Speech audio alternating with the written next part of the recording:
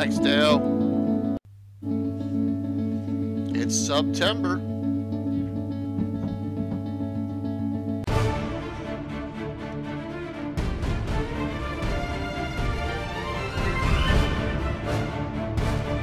Know it. No problem, Anna.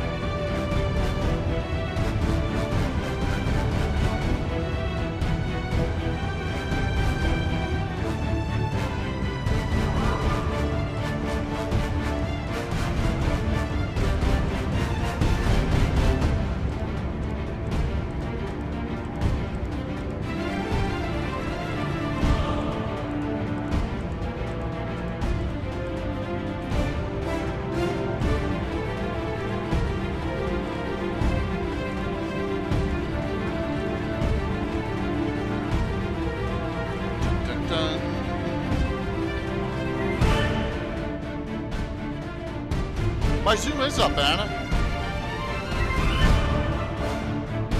It's up.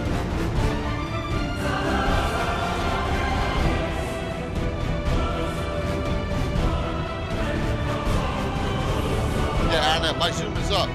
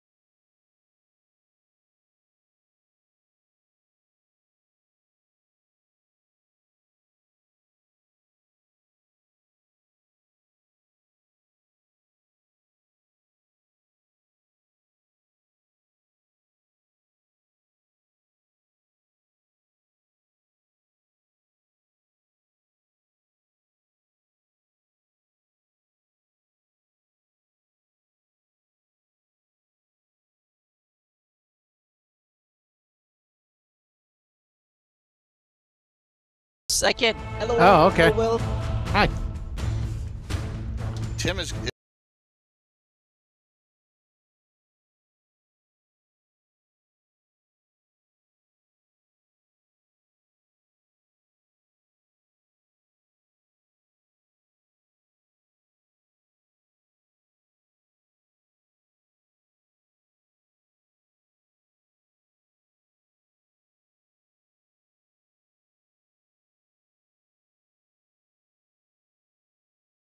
You always have good ones.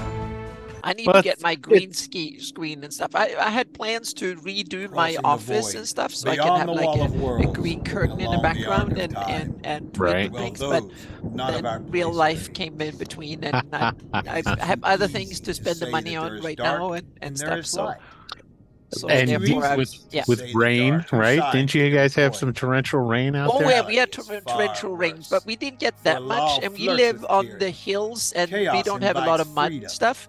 And it's also a fairly new area. It's less than 20 years. So the drainage is really well done here. And So those in the middle, it works. Yep. they are worse, Fires are more for of they a know problem here nothing than Yeah. The Codex flooding, so, Infernum and the I Codex think everywhere. Exalted. Well, I don't Two know. source We'll see books what happens that because bring California's in-depth really wet knowledge this year, about right? beings of all dispositions. yeah, we've From been the farthest wetter. reaches of the heavens But Oh. it's the been darkest short depths of deluge wretchedness. for like a couple of days Both and of then these titles 6 come months with without new anything. Oh, So well, then you dry Yeah. out again. Creatures, exactly. new So powers, we're not possessions, back to. I and a think we're multitude of not information back to providing maybe lore, we drying out a backgrounds, little bit names, less, mechanics, stats, Yo, not yo, and yo. much a more. slower pace, so to speak.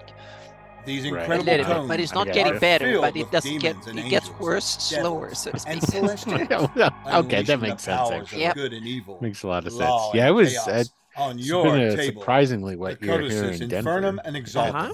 bringing Lot of creatures rain. hallowed Yep. and profane Not that I'm into your complaining. adventures. So No, Pledge I and think share it's today. been wetter than the last 10 years on, and then we had the last 10 years or something. Yeah. But Join if the you take the fray. last 50 years, we're way drier than the average. That's my guess. Yeah, Right? somewhere like that. that sounds just about right. Yeah. Yeah. I'll wait until you press it, Jay. It's crazy. It hasn't flipped on me. It even flipped on me while we had a meeting with Jeremy from Gamescape 3 yesterday morning, and I was like, what the hell? It's like my And Jay, button your 13 or computer's getting 14. slower and slower. You need to reinstall it or something. It gets No, very long. Yeah. When was the last time you did an upgrade? For what? Just an upgrade of the program. Exploited all this for the last 2 weeks. Well, so Maybe much update for that clock. idea. I update all the time. Getting card. But it's good to have you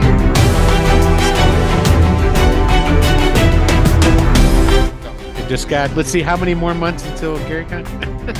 Yeah. What is it, like What's up there, 7, Les? 8 months?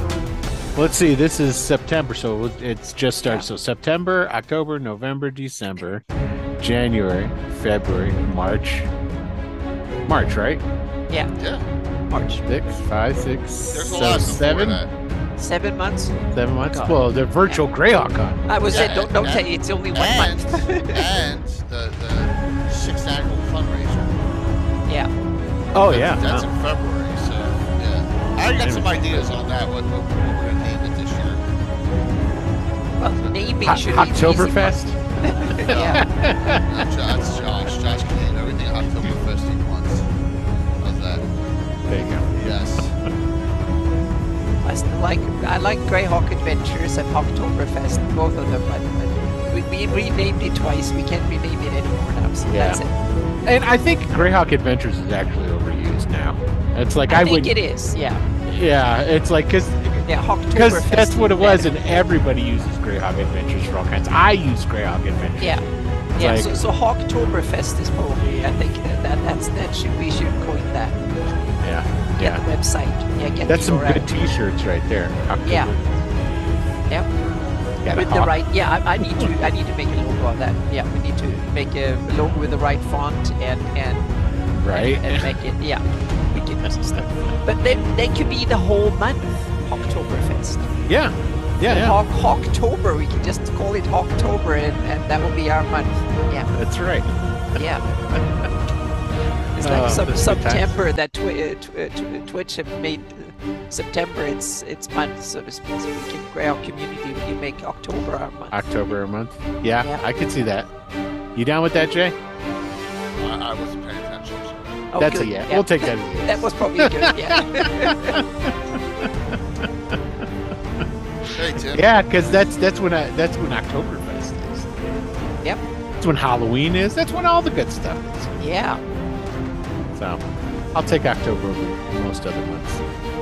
Well, in this climate, I do it. October is wonderful here. It's after the hot summer, things are springing out, weather's getting rain again, and yeah.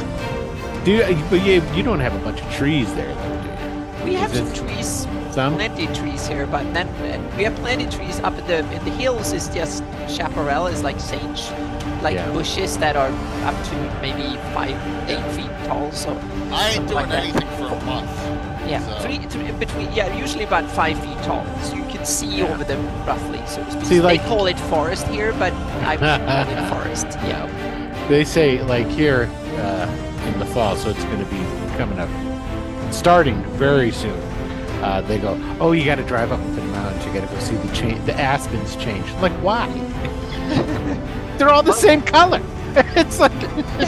Oh, but they turn orange and stuff. I can understand if you do that in Scandinavia. There's nothing else colorful to look at in October and November, so it's kind of like you go back east. You got like all kinds of different colors. There's reds and oranges and yellows and it's all beautiful. Kinds. Crazy, yeah.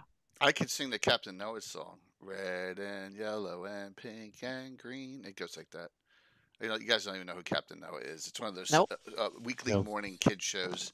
Yeah. Okay. So, hello. What about Captain Kangaroo? I know. Yeah, Captain Kangaroo was on Mr. Green Jeans. So that was national, but Captain Noah was like Philly market. So good evening, everyone, as we are here gonna have a fun time tonight. So I got Anna and Will and Tim is being ever mysterious like normal. So I don't know if he's coming on or not because he can't. He's not even answering his text. But we got it covered here with everyone. We have Will here, so that we're all set. Yep. Yes. So enjoy, everyone, and we're gonna have a nice discussion tonight, as these always bounce off of previous discussions we've had when we're doing Greyhawk campaign development. Let me hit some things up here, to say the least. Yeah, exactly. That's like one of the best parts of the conversations. Yeah, and we had some fun with it. So let's talk tonight. Yes, and we got some classic D&D reprint giveaways tonight. We'll see. It is September. Just remember this. I really appreciate the subs. Thank you. But for September, the gift subbing is only discounts only the last week of September.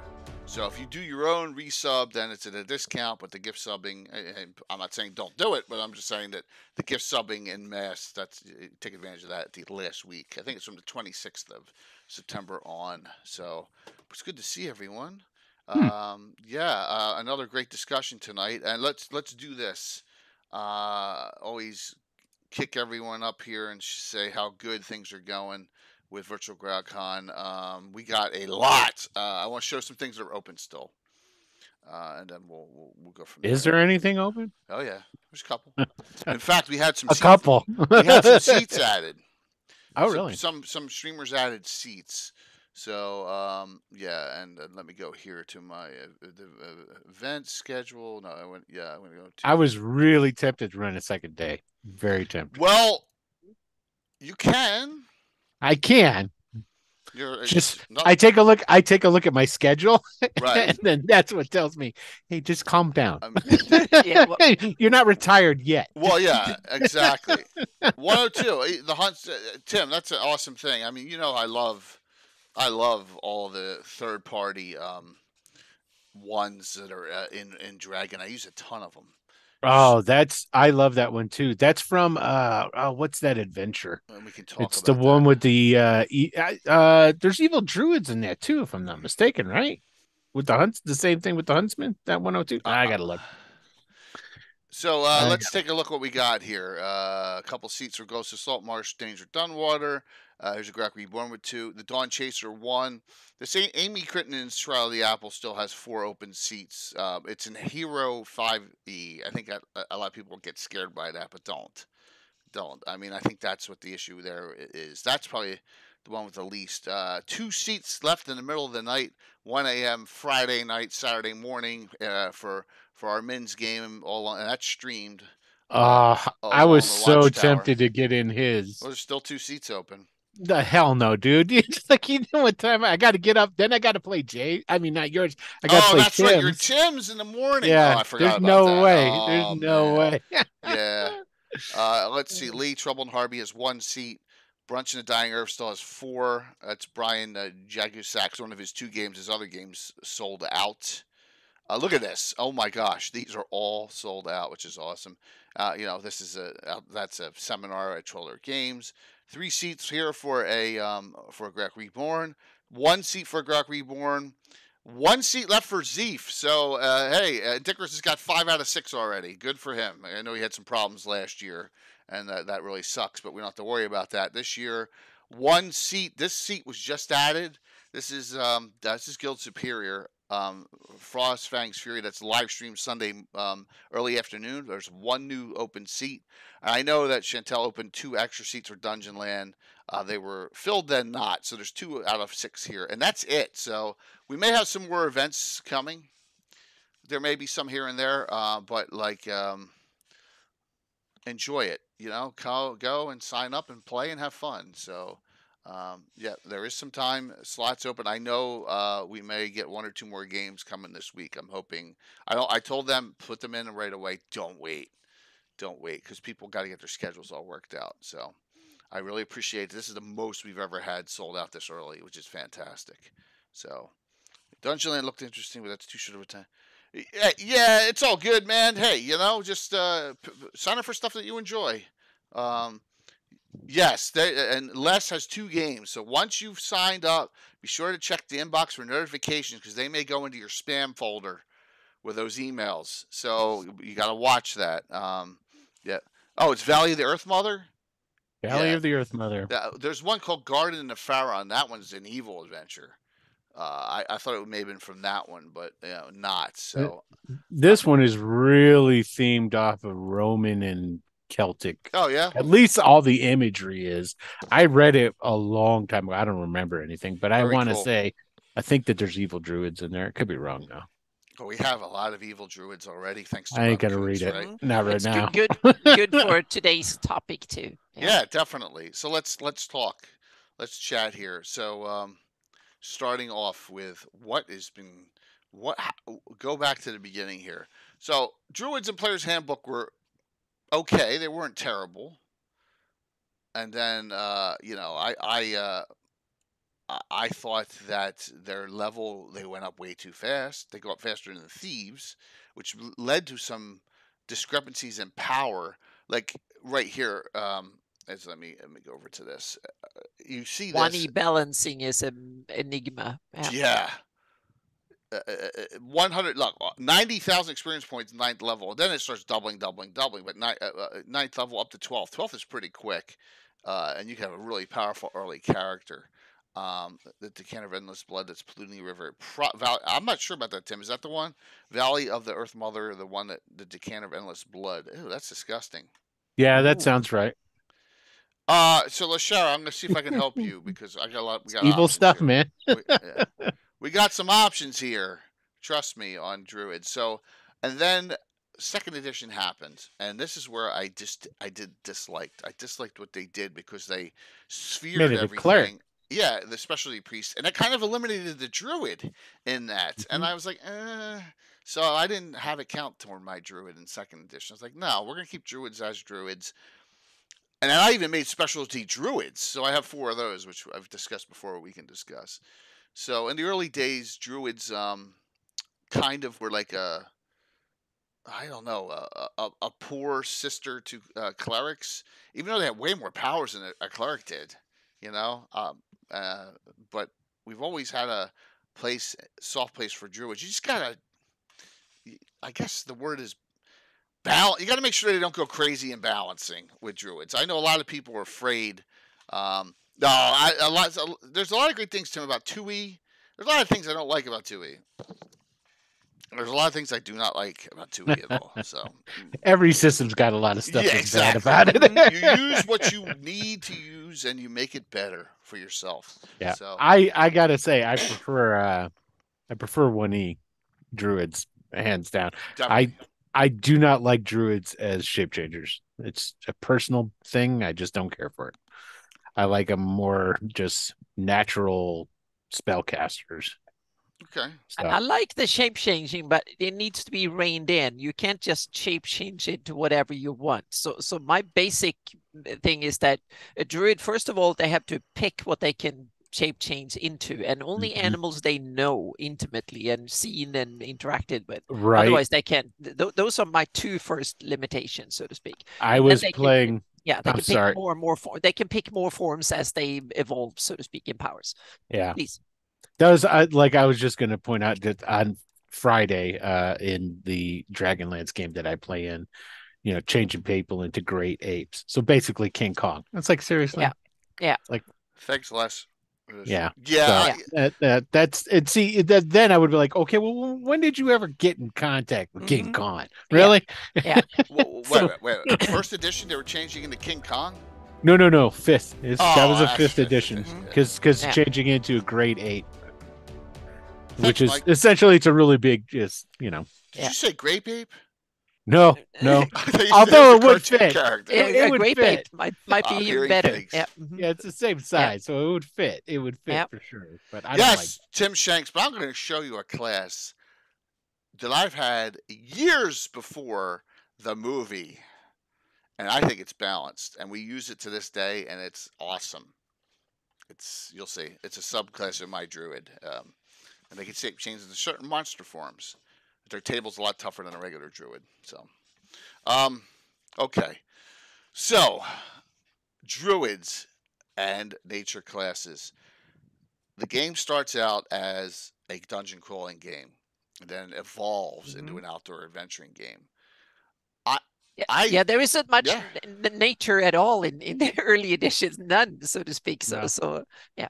Yeah, I still love the fact that the outdoor wilderness is like, go use that map. Yeah, here's a map. Well, I think at least I perfected the maps for outdoors, right? We do a lot of outdoor adventuring now. And we have some druids. And my guys know how to play the druids so that they don't piss me off. And you can really piss off a DM with druids.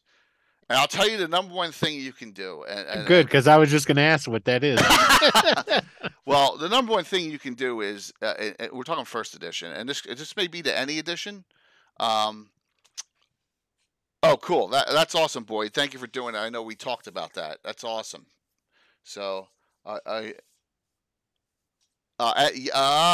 Dale, I'll answer that in a second. So, the shape change ability of a first edition druid, they get to 7th level, and they can do 3 animal, mammal, reptile, and an avian.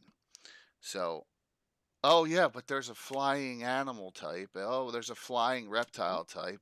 Oh, yeah. So I have, you know what I mean? The one thing I don't like is abusing the hell out of the shape changing for druids. So where do you stop on? I say black bear. If it's bigger than a black bear, you ain't doing it, because you said you don't like the shape changing at all, Will. So I don't like no frickin' Bengal saber-tooth tigers or any of that stuff. For me, it will be like, first, I would not look at since I've abolished classes, I'm looking at what kind of abilities would I allow in my game at all, so to speak. So first I say, okay, shape changing. Classics. What kind of what ability of shape change would I allow in my game, so to speak? And then as I start from that, I don't even think about the druid. Okay, if you have something that could shape change, like some shaman or whoever, some deity gives that power to a character, what limitations should be, so to speak. And then I can think about to step, meaning what would be, I usually start from the top. What is the utmost I can allow, so to speak? Meaning, would I allow someone to be a gargantuan, large, or only its own size? Meaning, can he be any medium-sized creature? Can it increase? Meaning, I look at it mechanically from that ability, and then I build how optimal can a shape changer be, so to speak.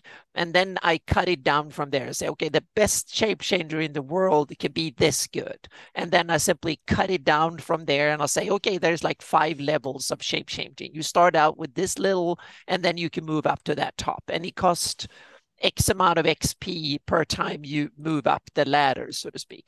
And then I say, okay, it takes this to learn. You need a deity to sponsor you to be able to do it, or you need to know nature magic at this level in order to do it. And and then I simply say, okay, if you belong to this order of druids, they will teach you nature magic so you can pick and become shape changing. Into what though, Anna? Into that depends. Meaning, if you only have the basic ability, you might be able to become one thing that is like small or tiny, and that's it, so to speak. You can be a squirrel or a hare or rabbit or chipmunk or something like that. You can pick one animal, or you can be a mammal that is small, so to speak, or something. A small, you pick one and mammal that you interacted with, type of mammal that you interacted with, then you can shape change into that. That's the key point, I think. Yeah. Interacted with. Yeah. That's the stickler that I use. Yeah. Is interacted with. Yeah, in a peaceful way, so to speak. So if you happen to be around a grizzly bear, you can turn into a large mammal, and you've had a grizzly bear friend. Yeah, and you have that ability, so to speak. But then you would have, in my house rules, you would have moved up maybe 2 or 3. So you're halfway up the ladder in shape changing ability, or at least the second rung, so to speak. You invested way more of your learning ability into learning the stuff into it, so to speak. So you sacrificed something else in order to get that ability, and either you devote it into primal magic, or you have a deity that gives you that ability, right? So to speak. You can. I've started using, when I have to compromise. Mind you, I'm speaking strictly on a 5th edition kind of level here. Is that and I would probably use this for other editions, especially I would use it in 3rd too. Mm-hmm. The damage doesn't transfer away when you change your form. You retain the damage of the form that you were in, because a lot of that's a 5e tactic, that they'll change into a big bag of hit points, get knocked down, and then they revert back to their normal form, having taken no damage. It's like, well, I'll let you be the big bag of hit points. Yeah. But you're going to take all that damage when you shift over. Mm-hmm. So it really makes them think whether or not they want to do that. In 1E, they heal 10 to 60% of the damage. Yeah, I wouldn't have that. You don't heal damage. It might be worse, because I'm thinking of that each body size has base hit points. Mm-hmm. So if you're tiny, you only have like 4 or 8, 6. Right. I think 4 if you're tiny, small is a D6, and or like medium a D6, and 4 in D2, so to speak. And if you're gargantuan, you have like 100 hit points as base, so to speak, just for existing. So you will have that, and then I will simply say you can keep your hit dice or something. You can keep your hit points, but if you transfer into a smaller one, you might lose some hit points. I'm not sure yet. This is something I want to tweak with. I guess the simple would be you just keep your hit points, but you definitely don't heal if you revert back in. I have them take on the hit points of whatever they change into. I have them retain the damage that they sustain when they change back, and I have it percentage. No, just straight up number. Oh, okay. So by changing back into your human form, you could possibly kill yourself. So that might force you to stay in animal form until you can get healing to go in there. That's a good rule, especially if you're low level. Yeah. Yeah. And then the other thing I do is, if you die in your animal form, you're dead. Yeah. Well, I mean, definitely. Also, you don't get any death saves. Oh, sorry, Jay. No, you can get death saves just like a character, but you would not get because, and again, I'm talking 5e. If you go to 0 hit points in your animal form, you revert back to your human form. Mm-hmm. But if you're slain outright, then but you're dead. If I say, well, they say, they keep 5e treats it like that. Same goes for polymorph. That is considered like a completely separate entity. Mm-hmm. So when that entity stops, you just pop back into existence. Is how it works, and I don't like that. Exactly. Same here. Yeah, I don't like that either. I did not know about 3E too. They're saying you can cast an animal form in 3E. That's ridiculous. Depending on the type of spell. There's some sort of I forget what the limitation is. I think it's a verbal. I think or something along those lines. Like certain spells you can't, but there are quite a few that you can. I might have it differently, that if you I would maybe allow, say that, okay, you can cast primal magic in that form, or if your deity, if you get it from your deity and you take a special feat, your deity might give you the power to do it, so to speak. So it will be one of these things. If you sacrifice some other, instead of learning armor or learning a special weapon better or mastery, I learned to cast primal magic in bear form or whatever it is, so to speak. So I would give them, but it's a pick and choose. You want to be the best shapeshifter in the world, yes, but then you will be learning that instead of learning something else. Yeah, and I would. Yeah. What I think you should have to do is have it be along the lines of, you don't have so many shapeshifters things that you can do. You can spend a spell slot, like in 5th edition, to change. And what spell slot you use dictates the type of animal you can change into. So like if you do that's another way of doing it. Yeah. A first level spell to transform into a dog. But it's not like a big honking dog. It's first level worth of dog. Yeah. Right. Yeah. You know? So I will probably have different types of shape-shifting. One primal shapeshift. You truly so attuned to nature that you can do it. Or something that your god gives you, so to speak, your deity or a power does. Meaning, if you have a league with the devil, you might be able to turn into a devil, so to speak, and that might work differently than turning into a bear as primal.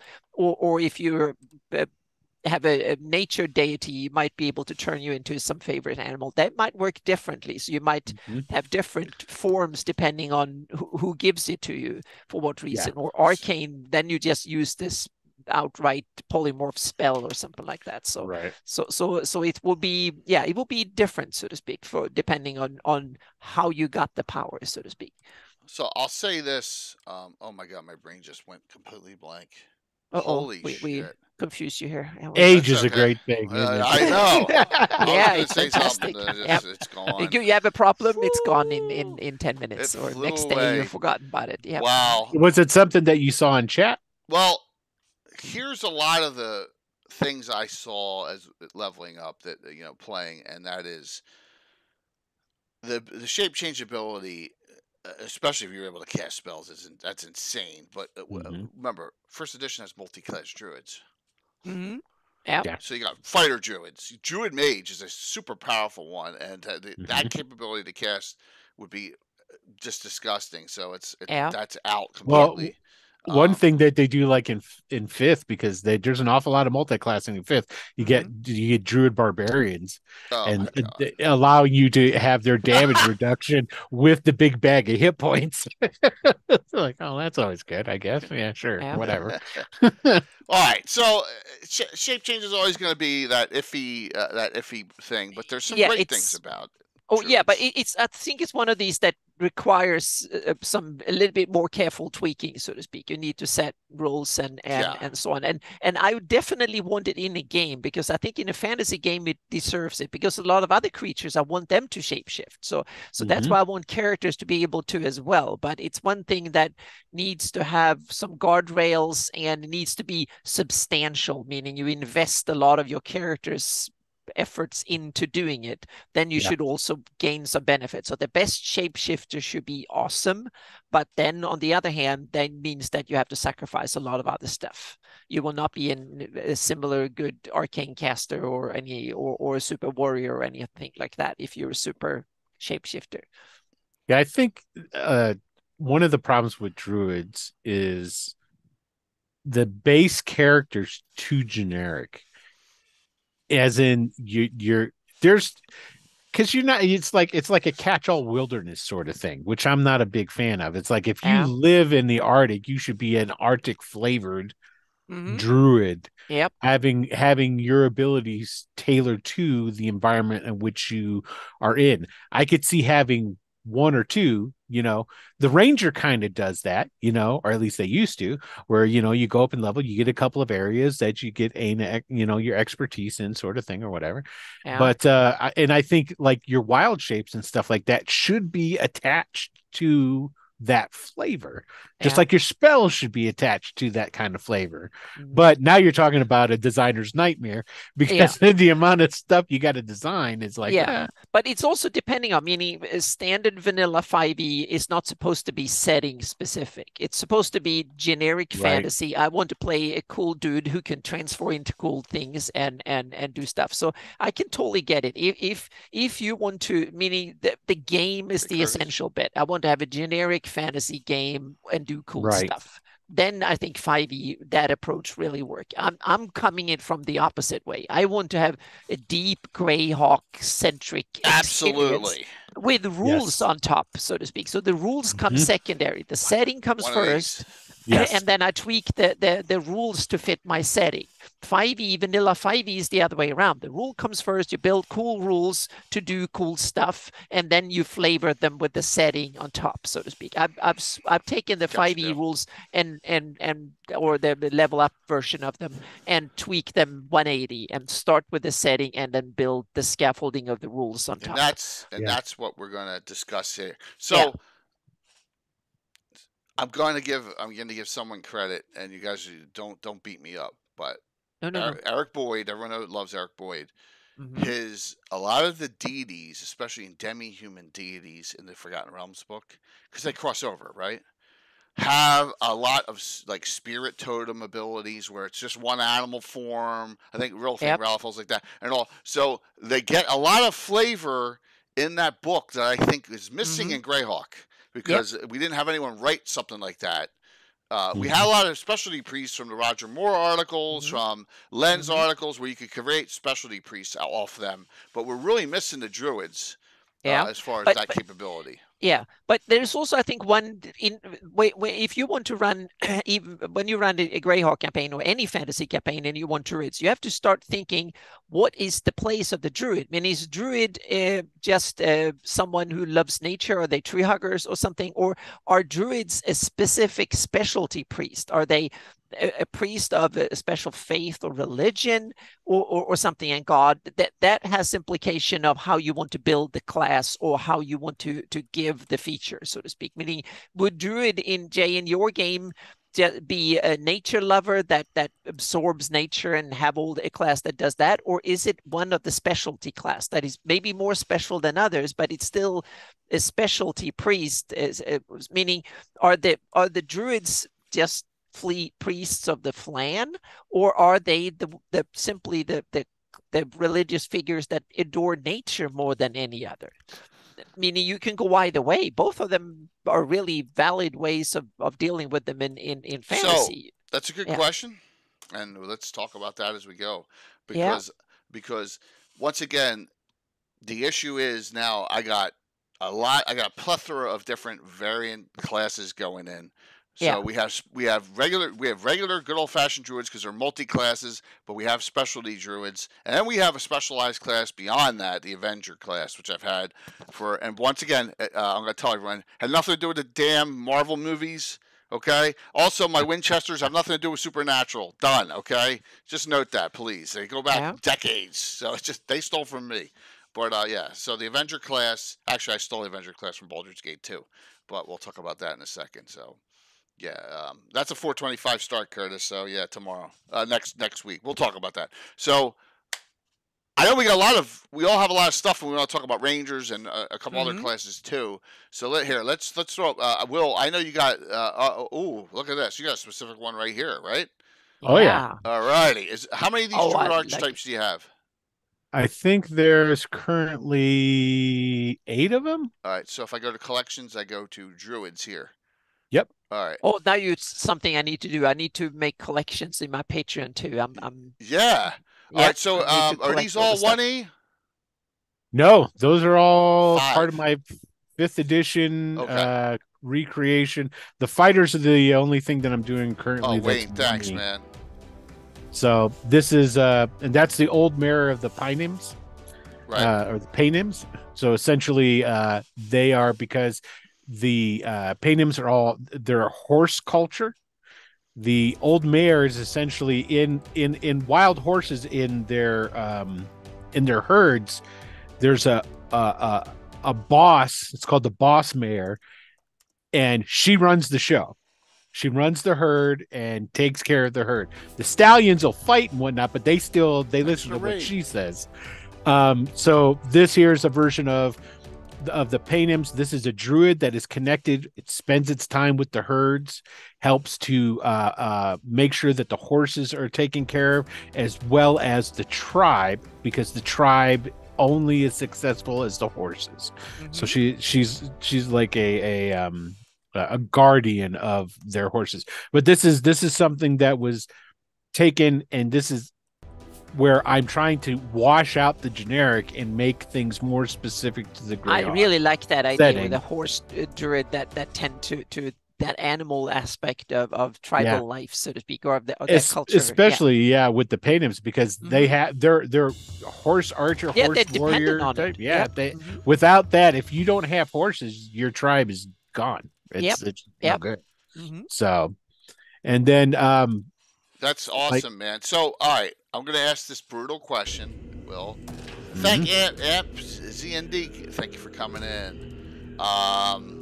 And enjoy, and please sign up for the giveaway, which we may have more. I can't, of course, now I can't find it. We get a certain level hype train. There we go. We go over.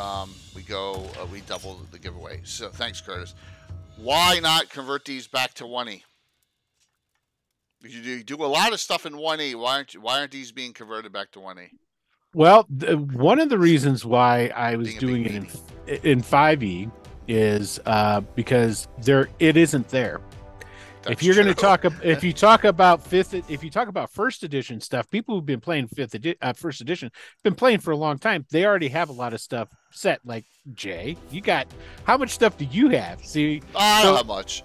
There's been a lot of people who've gone and had Greyhawks had the luxury of being in first, second, and third edition, and people who play those editions already have a wealth of material. Fifth edition, you got one book.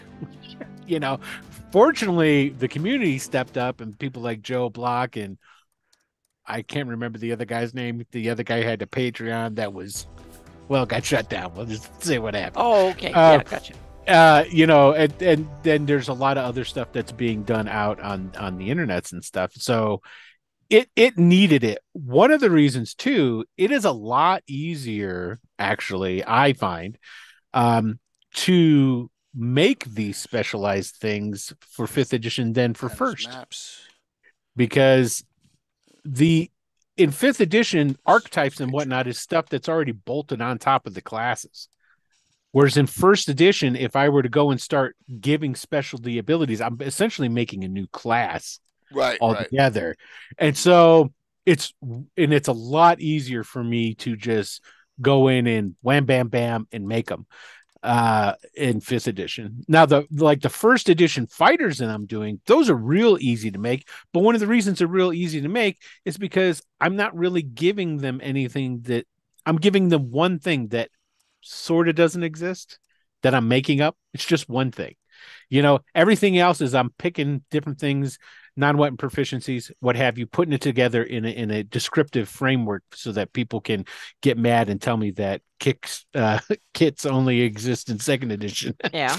That's the same thing. I back to anything that's kitted or special. What's it called? Prestige class back to a first edition class. I do it all the time. So Oh, but so when you start this project, do you set up, okay, each kit should have these types of mechanics, meaning you get like one bonus on an ability, you get something, and then you set or can they be different? Is a kit mechanically have to be this package, so to speak? No, so when I make them, essentially what it is, because they have special abilities that all kick in at certain levels, right? Mm-hmm. So I know which levels that they are. So they all like 3rd level, 7th level, or something that all are common to all of them. With the Druids, I think here, let me I'll break one up here. So 2nd, 6th, 10th, and 14th level. Okay. These are the levels in which they're getting a special ability. So what I'll do is I'll pick something that I want to make. And then what I start doing is I start thinking about things that they should have then I prioritize those Yeah. things according to how which This one is would be 3, more 5, 7. powerful than the other Mhm. one. Yeah. And then I go and then the next thing I do is there something that already exists that's sort of similar to this that I can go and not have to build it from the ground up, but take it and Yes. just So tinker you with it. reskinned it, Re- certain yeah. things, to keep the mechanics leveled, so to speak. Correct. So That's about smart. That's half, smart. Yeah. about half of each one of these is going to be reskinned stuff. Yeah. And then the other half is stuff that I build from the ground up. But that's good because Whereas, then you have the reskin give you a base to stand on, so to speak, and then you can tweak others. That gives you Right. the Right. parameters, so to speak. I need to operate within this so they don't go off the charts. yeah. And it's like I think of a cool name of an ability, I put Mhm. those down first, and then I think whether or not that ability can I actually bring that to fruition. Can I do that? There's plenty of times too where I'll start writing something, and as I go into it, I do a complete 180, and I'm like, you know what? Yeah, it's like let's go this way. Let's go. Yep. Let's Mhm. change that around. Let's change that to this, and Yeah. so. But yeah, I It's mean, really cool. Yep. they're and I've got it down to a science now that it's a lot easier for me to do than it was when I first started doing them with the warlocks and what have you. Yeah. Well, you got the rhythm now, man. Yeah. And it gets easier and easier, and that's Yeah. that's what happens with me. But I don't want to go super crazy because I get to a point where if I had 100 classes, I'd be like, my head would be exploding because Yeah.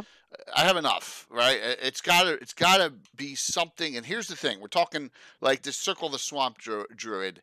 I'm assuming whole marshes, vast swamp, right? You're talking Greyhawk. We're talking, looking as we get. Make your wife a tiki drink. Just don't throw any. Just don't roofie her there. I'm sorry, Curtis. I'm kidding, man. Jeez. Good to hear, Curtis. The swamp one is probably one of the ones. The swamp one. There's lots that can be done, but it's more generic because I hated the swamp one from regular 5th edition, so I redid it and made it more swampy. Yeah. So, and there's another, see, Tiger Nomad Hunt Master. So it's definitely it's something very specific. And so basically these guys, they're hunters, and because tigers are alpha predator, and so these guys embody the alpha predator for the tiger nomads, and the tiger nomads of the nomads are the kind of more evil of the two for sure. I mean, they worship Incobulus. That's the dude of disease, right? So yes. So it's like they're slightly on the evil side. Now, wolf nomad pack leader. So basically, this is very similar to the Paynim one in the fact that the wolf nomads have packs of wolves that are with them, and essentially, this is another. It's more of a warrior type that goes amongst the wolves, and he helps to lead the wolves in a way that a normal human being couldn't do.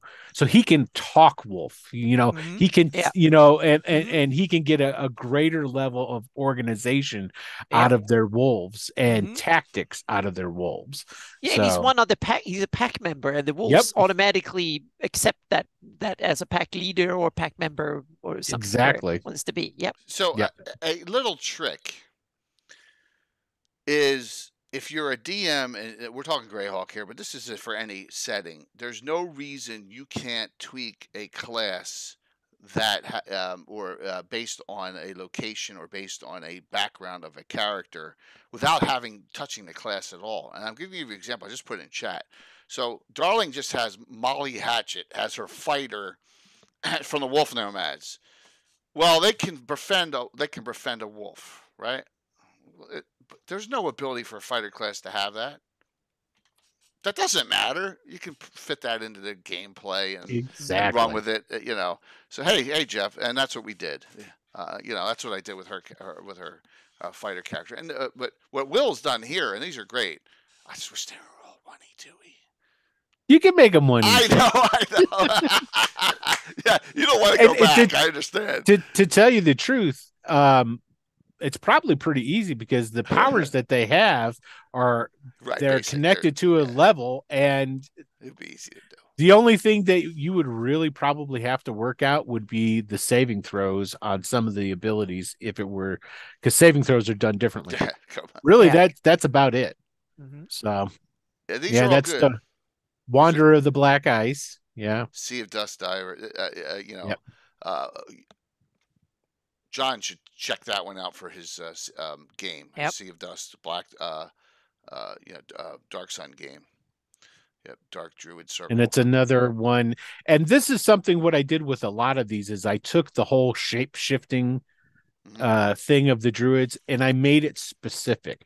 A lot of these guys have at their top tier level of a special ability, they have ability to change into something that is very specific to the type of Druid that they are. So I like that. I like that. Meaning the wolf nomads, it's wolves. They can't he changes into a really big honking wolf is what meaning it is. Let them be in the beginning, they can be pups when they're tiny, and then they grow up and they can be maybe wargs when they're really powerful or something. You never know. It's a good I have what they call the Blackmoor wargs and Blackmoor wolves. They are actually wargs that are good, so to speak. They're blue-eyed and are the good ones. That's nice. I like that. Yeah. So they call Blackmoor wolves because that's when they saw them first, but they are wild ones that are I basically took that they're white wolves in Greyhawk. I made warg versions of them, and they are the good hunters, so to speak. They are they have those mist wolves, and exactly.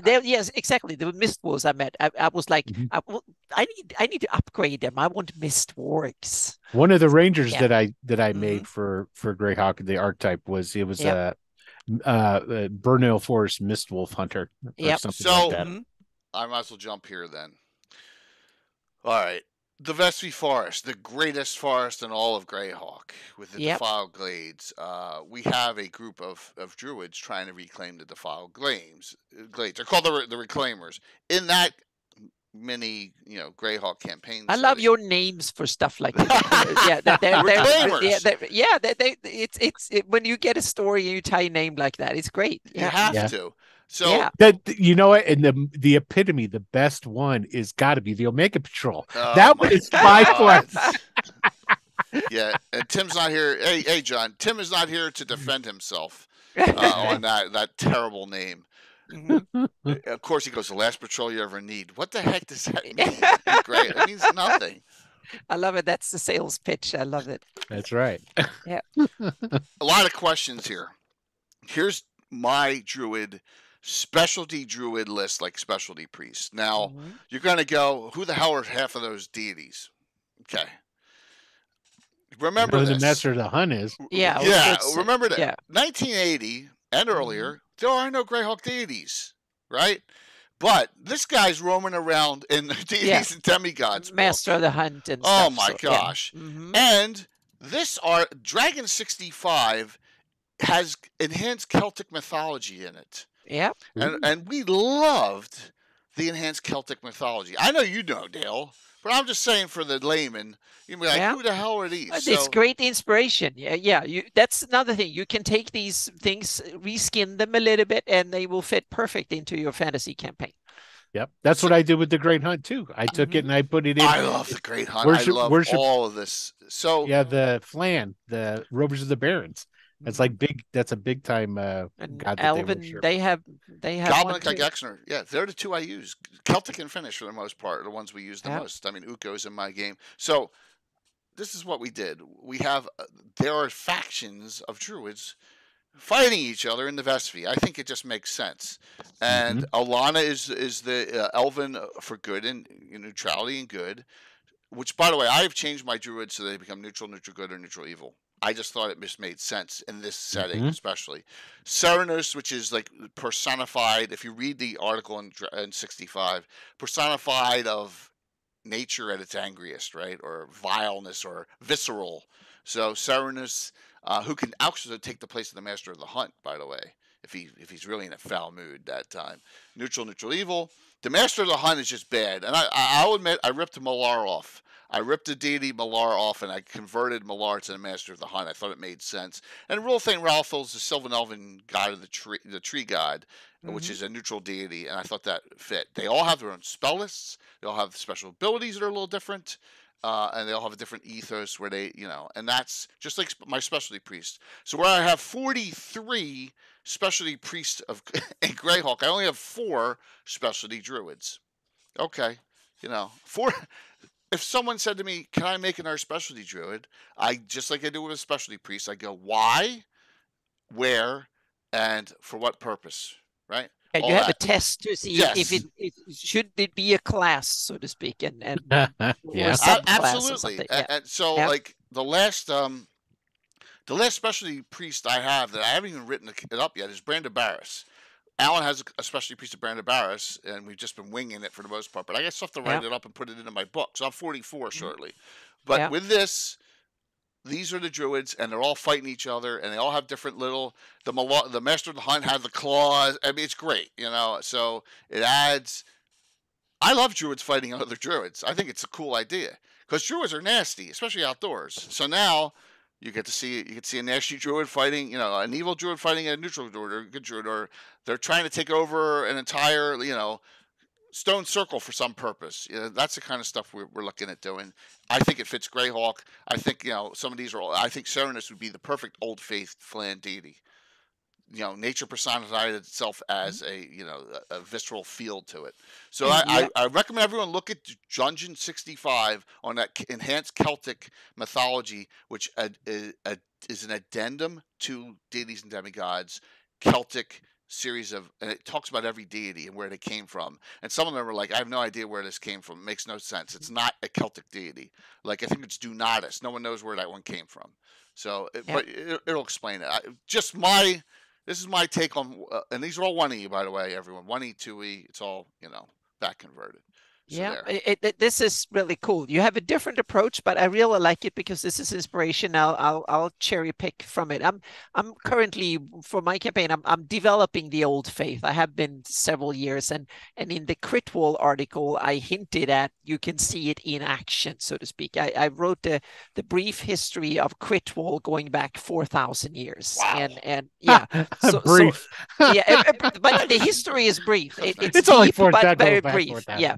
So I'm going to link it here and a little bit, and that kind of links. I open it up. It's been available for my patrons for a while, but now everybody can see it. So that's my take on. And the thing is, what I want to say, because for the most part, up until the last 500 years or so, it's been an era that was run by the Flan. It was the Flan who lived there, so to speak, and what we call the Ur-Flan, and then the others. So that. It's more like different groups and cultures and ideas and almost political ideologies and stuff within the Flan.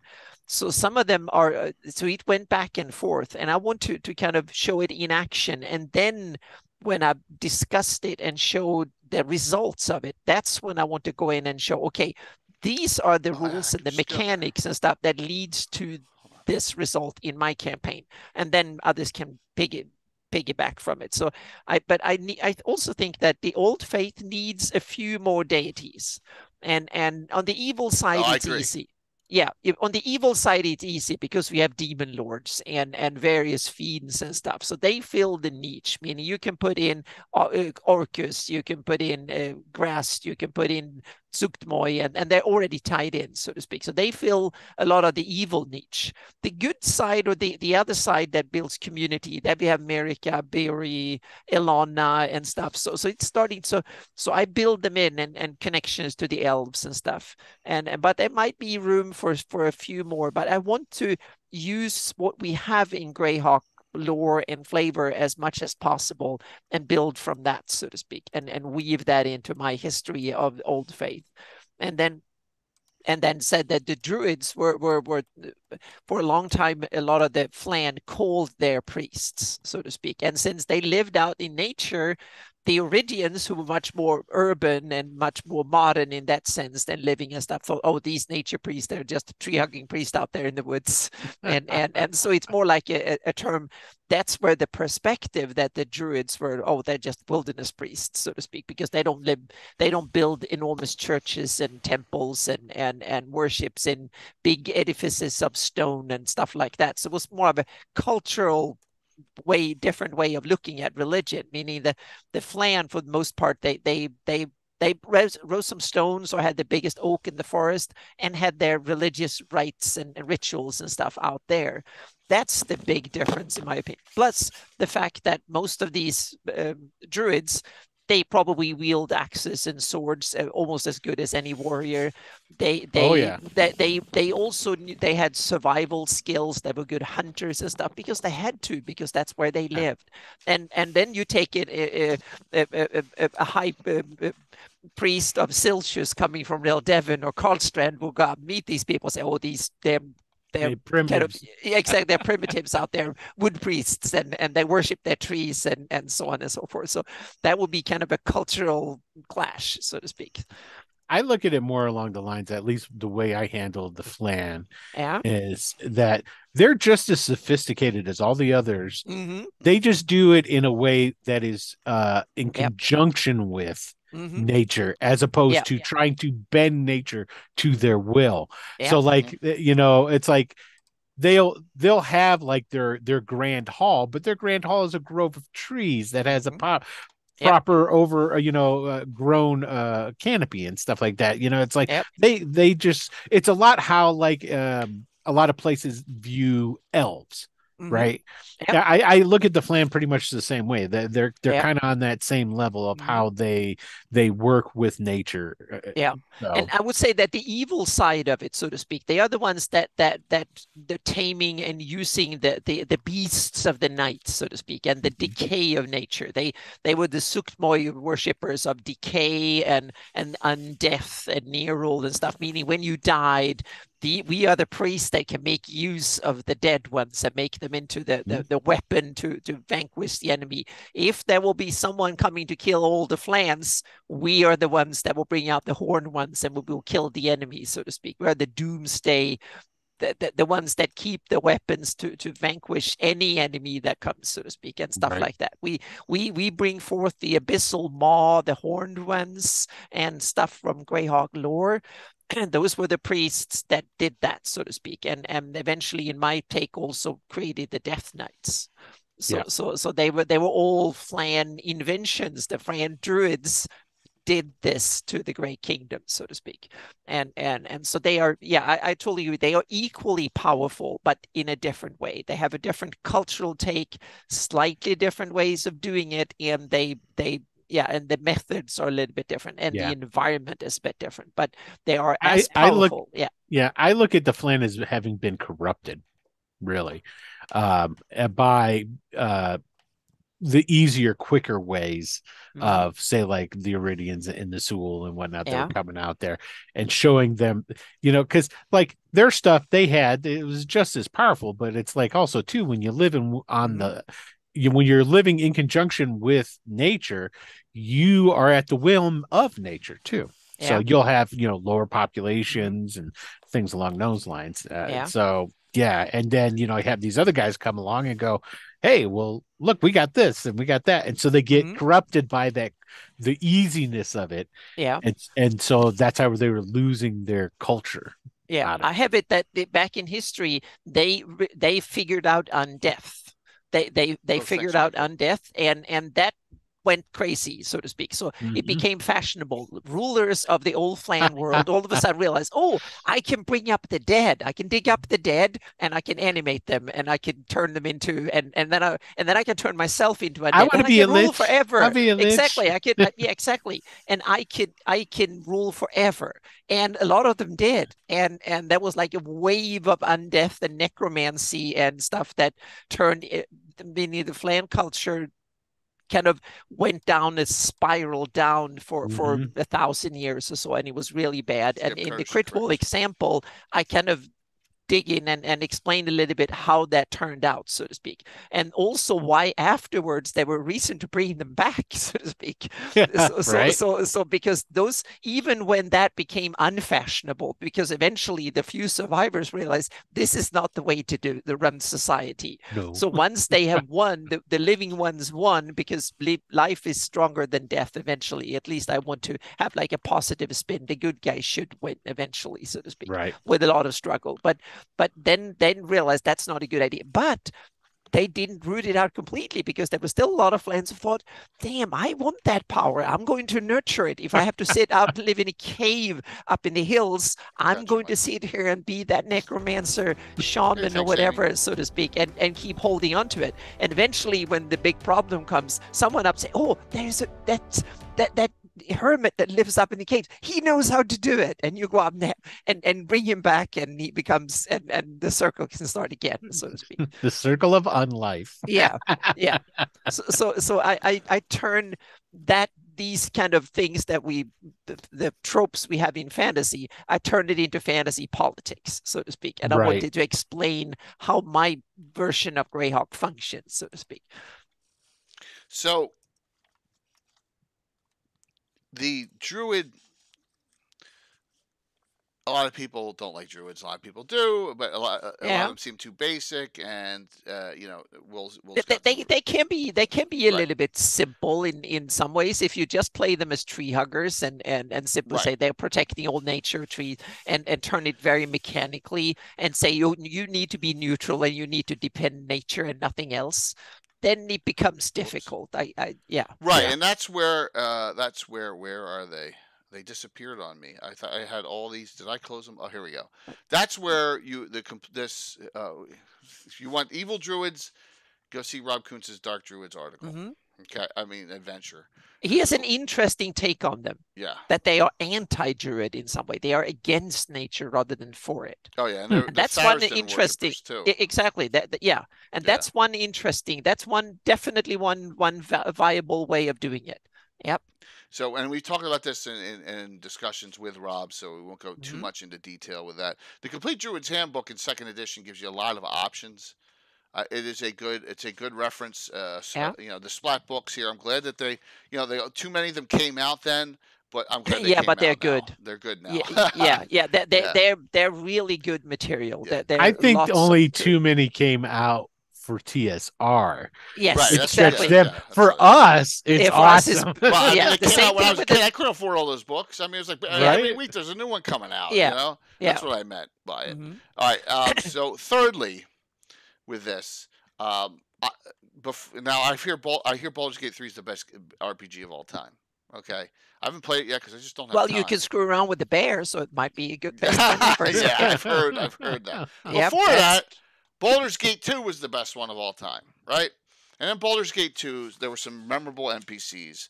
And if you turn to, and I had it set, if we turn to page, in this prefect guide, we turn to page 99, we had Churned, right? Does anyone remember him?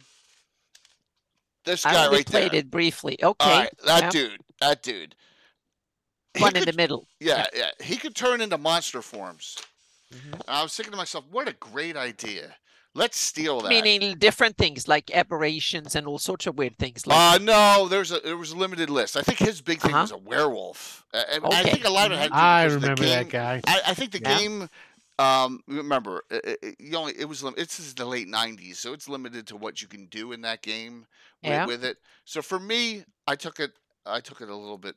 It was really. I remember I played it a little bit. It was ahead of its time. It was like Baldur's Gate 3 is today. It was good. Yeah, it was great. So I created this Avenger class, and this is still. It's probably 20 years old. Yes, thank you. I think Michael. I gave that. I was one of the few. Be thankful. You're one of the few that I gave this out to. So this Avenger class is a specialty druid, and they have to worship one of the 4 druid, specialty druid ones I have. So basically, they get those spell lists, but they get enhanced shape change ability. They lose -2 on their strength and constitution at the start. So they ain't They are not strong fighters. They're not high hit points, but they get enhanced spells. They get some elementalist spells added to their list, and they also get the monster shape change list. And I've been playtesting this, and it works. And this is it. There's nothing beyond this. Huge spider, that damn. That Yes, and at 5th green level. dragon at 13th level. Wow. You know how many 13th level Avengers I have in my campaign? None. Zero. I was going to say, when you get 5, or even you get 2, or even 1, you might change that rule. So no, but it depends on how old the green dragon is. Well, it's 16 hit die. It's 16 hit die. Yeah, it's ancient. Oh yeah, it's wow. Oh yeah. Times 8. Yeah. I would say that you have to live in dragon form as long as the dragon. You have to live 1,000 years to get old. The thing with this is, though, remember, in old school, you keep your own hit points. You don't get so you don't get the 400. So they get shape changing at 5th instead of 7th, but they still only can shape change 3 times, and they can only each do 1 monster form. So if they're 7th level, they could do one of these 3, or become a bear, become an eagle, or whatever. And then so the highest I think we have is 9th in the game, and that's a winter wolf. All right, big, it adds a little bit of flavor. You'll see a lot of them flying around as young wyverns here, and it just LJ from Nerdy Guide, her character is an Avenger. So you've seen one played on Saturday mornings a lot. She plays it really well, and they get some quasi elementalist and earth elementalist spells added as well. So there you go. And it's one of the classes that I'm really interested. I'm glad I did it, and it works really well. Thank you, Michael, for the kind words on that. Yeah. And Gabriel has the best comment that Lord Robilar would use. Yeah, that's funny. Do you know the table is so nasty to get? I didn't even show that. So it's not the Druid table. I changed it so it is way. I don't even think I have that in my links here. I don't. It's like because that's one of the tools you can tweak in your system. You can tweak how difficult it is to reach certain levels. That's one of the smart things in that sense. You can tweak the XP table individually for each class. Per sect, their M5 per sect. The whole story goes as this in the Vespi. And this pissed off the crazy Bill character, the no just no guy here. So this is what I did. One day, and it's still unknown to this day, all the high-level druids of Elana and the Hunt, and they all disappeared. And left all the low-level druids to fend for themselves. And that's when the fighting really started. And whenever the scrying is done, all these high-level druids are sitting there around a campfire, look like they're roasting marshmallows together, but no one knows where they are, what happened to them. And they still, to this day, these are my 30, 40-year long-term plot arcs. Still don't know. They haven't. And the highest level character, I think, is become 9th level. Now you inspired me to put a marshmallow bakery in Critical or something. There's a special bakery, meaning they make fantasy marshmallows and have to pick up the recipe for Greyhawk marshmallows or Critical marshmallows or something like that. But a druidic base there, BB. Yep. So there you go. Yeah. So we put that in Altamira. So that's awesome. The whole story behind. The factions all don't know what happened, why the Druids all whether they're in a pocket plane. S'mores, Greyhawk s'mores, yes, exactly. That's awesome. Yeah. That sounds so good. I'm sorry, but it was so cool. Yep, Jay, there's so much inspiration here. I like it. Yep, this is good. That's cool. Just note, you can take a storyline and change your Druids, enhance them, give them a limited of something else, whether it is, maybe you want to make them maybe they're a limited thieving ability if they're a halfling. Who knows? But you can do that. And this is what I did with this. Here, there's Bill. Bill is here because of Druid Rangers discussion, which I knew we were going to do like on the second hour, because Bill is a huge Ranger aficionado there. So all my new classes are always in playtest. The Avenger is going very well, and it is not imbalancing. Because they come in weak, with strength weak, con weak, and they just, they can die fairly easily, but they got some really neat things. So just to share that with everyone. You love Rangers, Bill. So, all right. Look, we're through the first hour. Any questions about Druids or sub-Druids or any comments? Adam, Will, you got any comments on Druids right now? I must say that, Not really. This is an aspect that even if I don't use classes, a lot of the features that are in Druid, like shape-shifting and the nature and the tie-in to those deities and stuff, that is something that is really essential in my campaign. But I would the Druid types, so to speak, will be much more like multi-class built in. They will probably be, compared to a lot of other clerics, they will probably have more fighting abilities. They will have survival skills and stuff like that, and their magic will be more limited in that sense. It might be a shaman or someone living in a tribe out in the Vestvi somewhere that have shape-shifting abilities, survival, and fairly decent fighting abilities that might be able to cast a spell or two. That might be where you end up, so to speak, with my rule set. Or you might want to simply say, well, I'm the specialist. I wander around. I'm the master of the forest, and you have survival. You have a heck of a lot of spell casting capability, and you can hide and are very sneaky and skulky. But your fighting abilities might not be that good, so to speak. You might not be able to wear fancy armors and stuff like that. I like druids as spellcasters. Mm-hmm. And with their own sweet old Yep. list of spells that are strictly to them. Yeah, and that's I have where primal magic. I have primal Right. magic that is its own magic domain, meaning you get the magic from tuning into nature, so to speak. So let's discuss that. Spells. Yeah. You want more spells for druids? Get this book. 3rd edition, get Glades of Death. And Yes, then that's a good it's one. a great book. Here's another one. This one's even harder to get. Relics and Rituals Excalibur. It's got some really cool spells in Oh, it. I've never seen that one. Yeah, well, it's really hard to get a hold of. Yep. But if you Cool. can find it, buy it. It's a really Yep. good book. I don't think you get a PDF anywhere, but yeah, that's a good one too. If you want to add some spells, Complete Druid's Handbook too has some good spells in it. Take that and then add them to your list, because you don't, that list in Art Arcana or wherever is small. So here, base Druid list. As you can see, I'm always adding still. There's the 3rd edition spells in there, and Hallowed Magic, Monty Cook spells, and spells we've seen and Dragon magazines, or from the complete the Great Prayer book that Ed did. Yeah, just add them in, man, and then play test them. So yeah, play test the hell out of what you're doing, and if it's imbalanced, tone it down a bit, but keep the character and keep the class. Don't punish the player. But tone it, say, look, this is a play test. Tone it down here. Yep. Or you could just kill the player's character. Well, No. Tell them to bring in another one.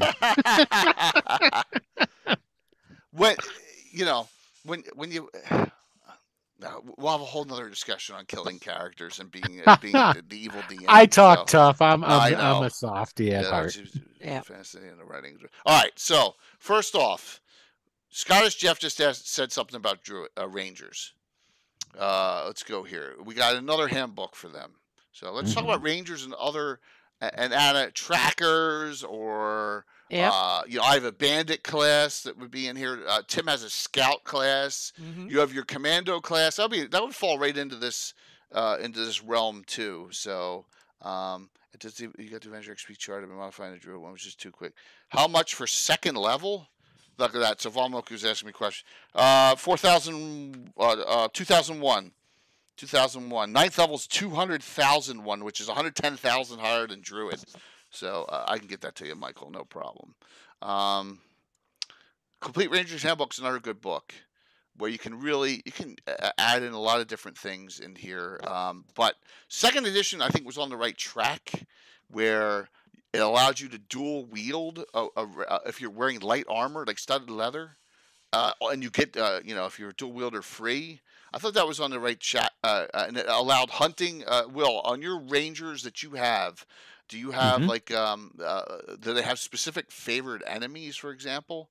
Or no, that's something they got rid of. They got rid of that 5th edition. I love the favorite enemy. I prefer that too, basically because, and this is the reason why I don't care for 5th edition's version of the Ranger, and actually it's considered probably the weakest of the classes. But the reason I don't like it is because they lean more into the magical aspect of the class, which I don't like at all.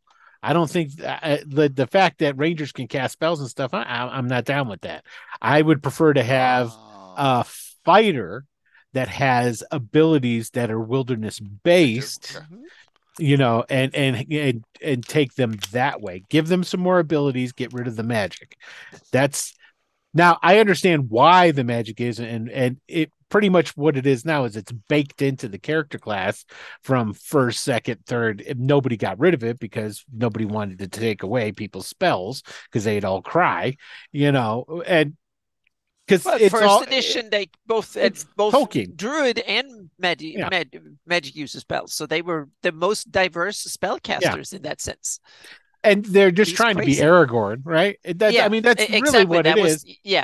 So it's and that is such a specific thing in Lord of the Rings.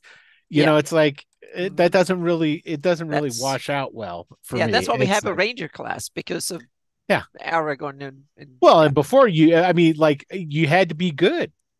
At one time, right? Yeah. And it's it was Tolkien all over the Why? What's nature about that? Shouldn't they be neutral, just like the Druids?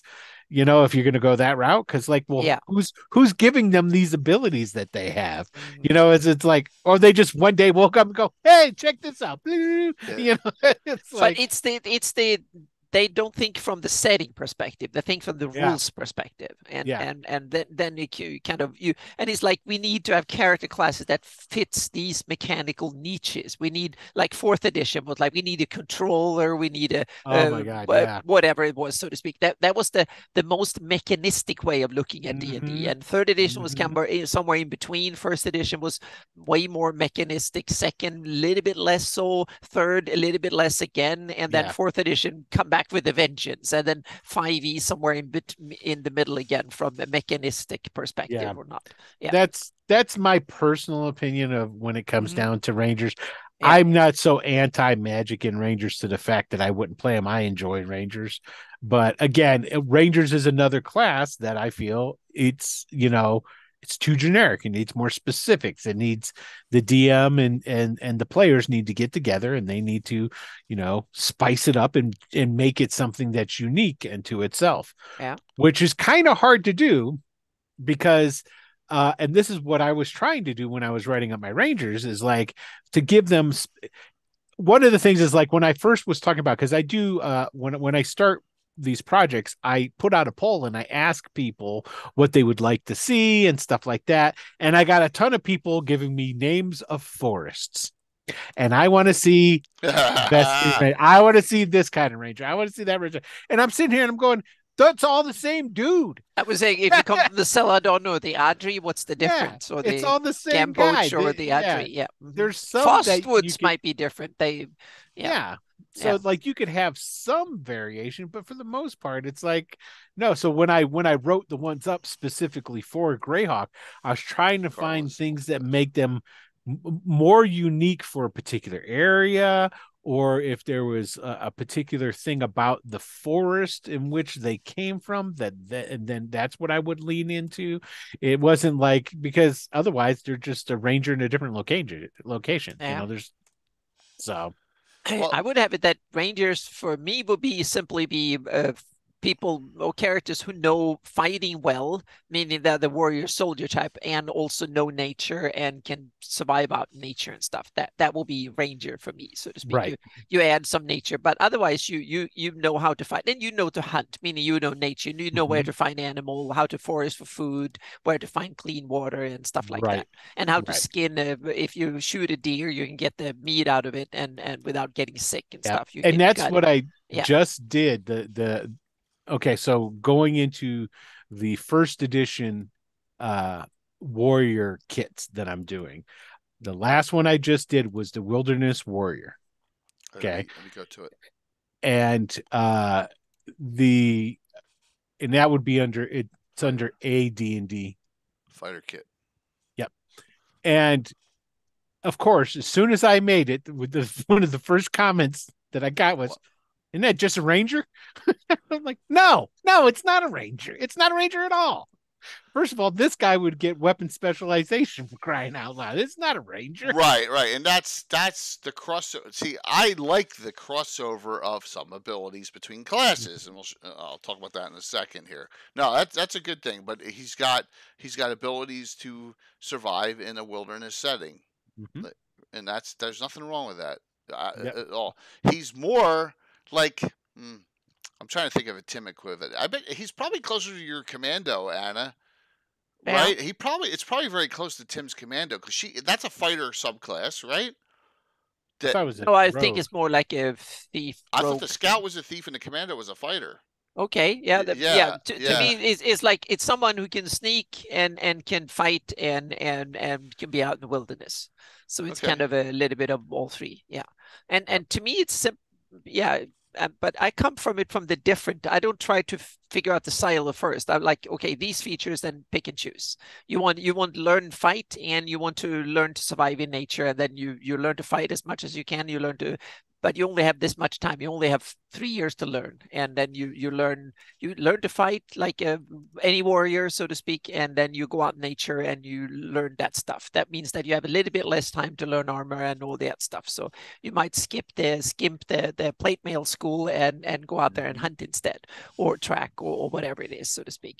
So that's where you will end up. But on the other hand, you can be sneaky, and you can say, well, I want to be able to sneak and stuff like that. So I skipped the chainmail armor or the medium armor too, and I skimp on some of the weapons. For instance, I might not master a lot of. I learn less weapons and maybe not even a mastery, and then I can get sneakiness. I get the nature bit, and I get an okay fighting ability. Well, let's talk. Anna, that in first edition. Is hold on. Now I gotta find. Is the bandit. Yeah, there you have it. Yeah, which like that Roger Moore. You might want to have sneak attack. You might want to. I don't want to be a distance killer. I want to be a close-up one, and then you can do sneak attacks instead of using a bow, for instance. Will you link your Patreon, please? Yes. In chat, I've done it, but link it again. Bogart34 is asking. It's only $3 a month, by the way. Yeah, $3 gets you so that you can vote. So you can get like currently the current poll that went up was I was asking what should the monster theme be for the Lost City of the Sul. Nice. And right now Undead is winning pretty handedly in the poll. I wonder what Bill's voting for. Good. This is a class in my game where, and of course I made some slight changes to it. They get tracking, so like a ranger, but they're not a ranger, but they are a fighter subclass. The bandit, it's a great one. They have a limited specialization. Bill voted for undead too, so there you go. It's a neat one. They can cover tracks, but they're not rangers. And they can't multi-class. Now with that, here's some ranger updates. Now Bill and my rest of my players discussed was when we do special updates on classes, this goes for the fighter too. It's the straight class version only. If you're going to multi-class Ranger Mage or Ranger Cleric or whatever, you're not going to get any of this, right? You're going to be just that Ranger class in First Edition Player's Handbook. That allows for the flavor a little bit more. So they get the stud leather ability where they get two-fisted fighting. They get some weapon specializations. They get multiple favored enemies. Okay, they get one at first, they get one at fifth, they get one at 10th. Then they get improved two-fisted fighting proficiency, which is at 9th. And then the big thing here, and this is Scottish Jeff, you asked, they get spells at 4th, not at 8th or 9th for Druids. So it's very limited, but they get their wisdom bonus here. So that's why these zeros are in this chart. So if they have a wisdom bonus high enough, they can get spells here at 5th for 2nd level. That's what that means. But they get it back at half rate of a cleric. So that limits their power. And it's not a lot of spells. So at most, like here at 4th level, they're going to have 3 first level spells. Big freaking deal. I can live with that. A Cure Light Wounds, an Entangle, and a Fairy Fire. Okay, the Druids. You know, it's not like they're not going to be creeping dooming people. They're never going to get that high on spells. So, yep. Druid, yes, that's a good point, Bill. if they have a deity that has a specialty druid list, they can get the spells from that list. So if they are Cernus or Lana, they can use that list. If they don't, if they're like a one of, I don't know, Tritharian, a ranger, they're going to get just, you know, they're going to get regular druid. All right. Just In wanted my to share system, that. Yep. yeah, in my system, all magic can be divine magic because a deity might be able to, if the deity knows magic, it can give any type of magic. So potentially any type of magic can be divine, but it will be up to whatever power gives it to you, so to speak. So, Okay. so all spells can technically become divine magic, any spell whatsoever. It's simply up to the deity. If the deity wants to give away all the divination spells because it was to be the deity that lets everybody knows everything, so to speak, then it can do that. So deities have that ability. Primal is the most restricted in that sense, and arcane is can do basically everything except create life. It can't create life. That only deities can give their life powers, so to speak, and heal. So that's one big limitation in my house rules. So evil ones, they can't, and evil ones can't heal. They have more damage types, but they can't heal.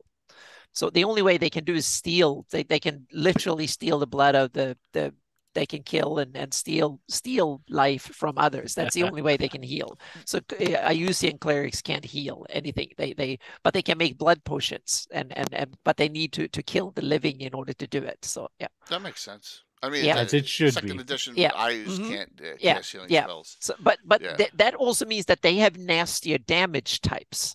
The good side have healing is a huge thing. They can heal and restore and stuff, but they only have radiant damage, so they don't have that many nasty damage types. That they can, but the evil ones, they can't heal, but they have more nasty damage types. Yeah. That gets, so it's balancing that way. Sorry, yeah. No, you're was a good. You're tangent. good. Yeah. So I want to be a Black Rider of the Tiger Nomad. It's so creepy. Well, Will makes Yeah. creepy stuff. That's good.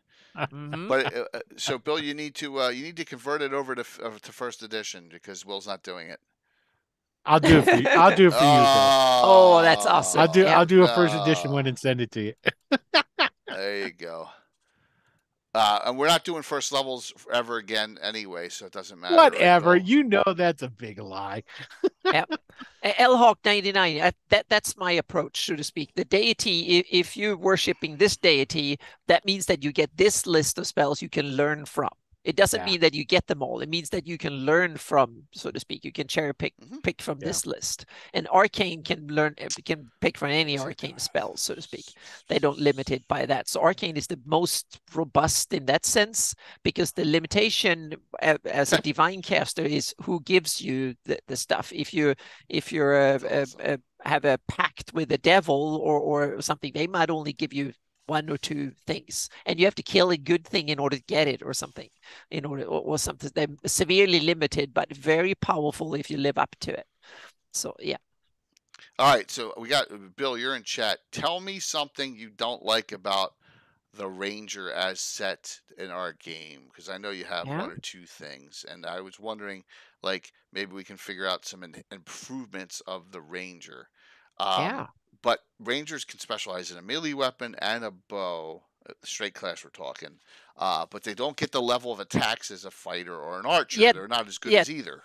Yeah, to me, the problem with the Ranger is that you need to nerf them so they are not as good as the fighter, because otherwise you remove the fighter. That to me seems to be every edition's biggest problem with the Ranger. You want to give the Ranger some cool stuff, but you don't, but you need to nerf them, but you don't want to nerf them too much, because you want them to be awesome at the bow and really good at slaying things, and then you realize, well, that's the job of the fighter, and it becomes this kind of tug of war between them, and you don't want to boost the fighter too much. That seems to be a forever problem. Right. And yeah. Oh, there's a lot of forever problems. So same as Paladins and Barbarians. Yeah, absolutely. So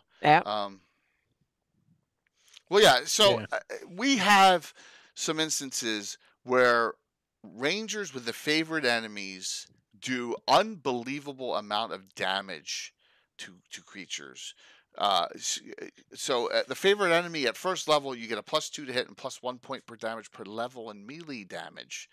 So I mean, it's disgusting, and that is a way that I think they were successful. I'm not sure if I want to keep that ability or not. I haven't decided yet. Yeah, I need to look into how different 5e ones have dealt with it. Okay. Will, they don't have that in 5th edition, right? They don't have that in 5th edition. Yeah, that's why I probably want to skip it. Yeah. It's not missile. It's a missile thing. It's a melee thing. But I've always liked it. And the number one thing 2nd edition did was it changed it so it wasn't just humanoids. Yeah, giant class humanoids. Which is what I've done is I keep it. If you specialize in a weapon, you get your proficiency bonus in damage as well as to hit, so to speak. If you're proficient, you get it into hit. If you specialize, you get it in damage as well. And that means that when you level up, because that doesn't make you instantly better, but at high level, any weapon you use is much deadlier, even if it's magical or not, so to speak. And that's also because I use fewer magic weapons in mine and they're less powerful. So so that way I make sure that if you know your stuff, you can, if you specialize, then you can do way more damage. But you have to realize monsters and NPCs specialize too. So I boost them too. I can say, okay, well, this one is a specialist or master at whatever weapon they're using, NPC, and I boost their damage too. Yeah, the hit points for a ranger balance out with a fighter. They get 2d8 to start. I love that part. That was one of the coolest thing in 1st edition. Yeah, they're hardy, but once you get up to 4th level or whatever, because you have die 8s instead of die 10s, it levels out. And also their hit die, they don't have an extra hit die at higher levels, if I recall. So at higher levels, it's a good jump start for the character. Same thing with archers. Yeah, Len made them very similar. Yeah, I agree. But I don't think nerf is probably not the right word for a ranger. They're not nerfed. It's just the damage is different. Because you can have a ranger that's a tank still. Because you can have heavier armor, you just don't with a shield. You can still have that. You can have a dual wielding ranger with lighter armor, or even with heavy armor if you want. You just won't get the free two weapon fighting. Do they have all? Oh, sorry. No, go ahead, Anna. I was gonna say, do rangers have all the armor? Are they trained in all armor up to plate mail? They can be, yeah, absolutely. But a lot of them. It's going away from the 1st edition ranger could wear whatever armor they wanted. But when the 2nd edition ranger came in and they said, we're going to give you the 2 weapon fighting as a free proficiency, that opens, you have to wear studded leather or less. Studded leather, right.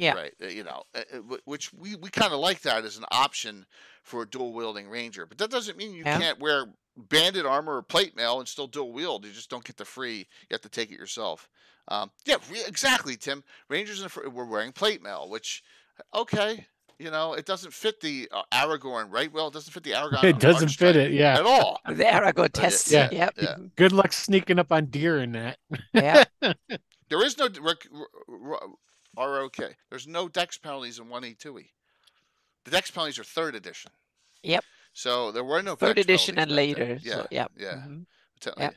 So But Ranger have, especially in 3rd edition, they had, just like the Paladin, they had very tough ability requirements. You need good strength, you need good dex, you need good wisdom for spells and stuff, and you need good con, and the only thing your dump stat is good charisma. Everything. Yeah, but otherwise you need intelligence. Yeah, because a lot of the knowledge, skills, and nature and stuff was So maybe intelligence you didn't need that much, but in 1st edition you needed intelligence for your wizard spells when you got up high levels. So the Paladin and Rangers they were the 13 in every ability kind of character, at least, so to speak.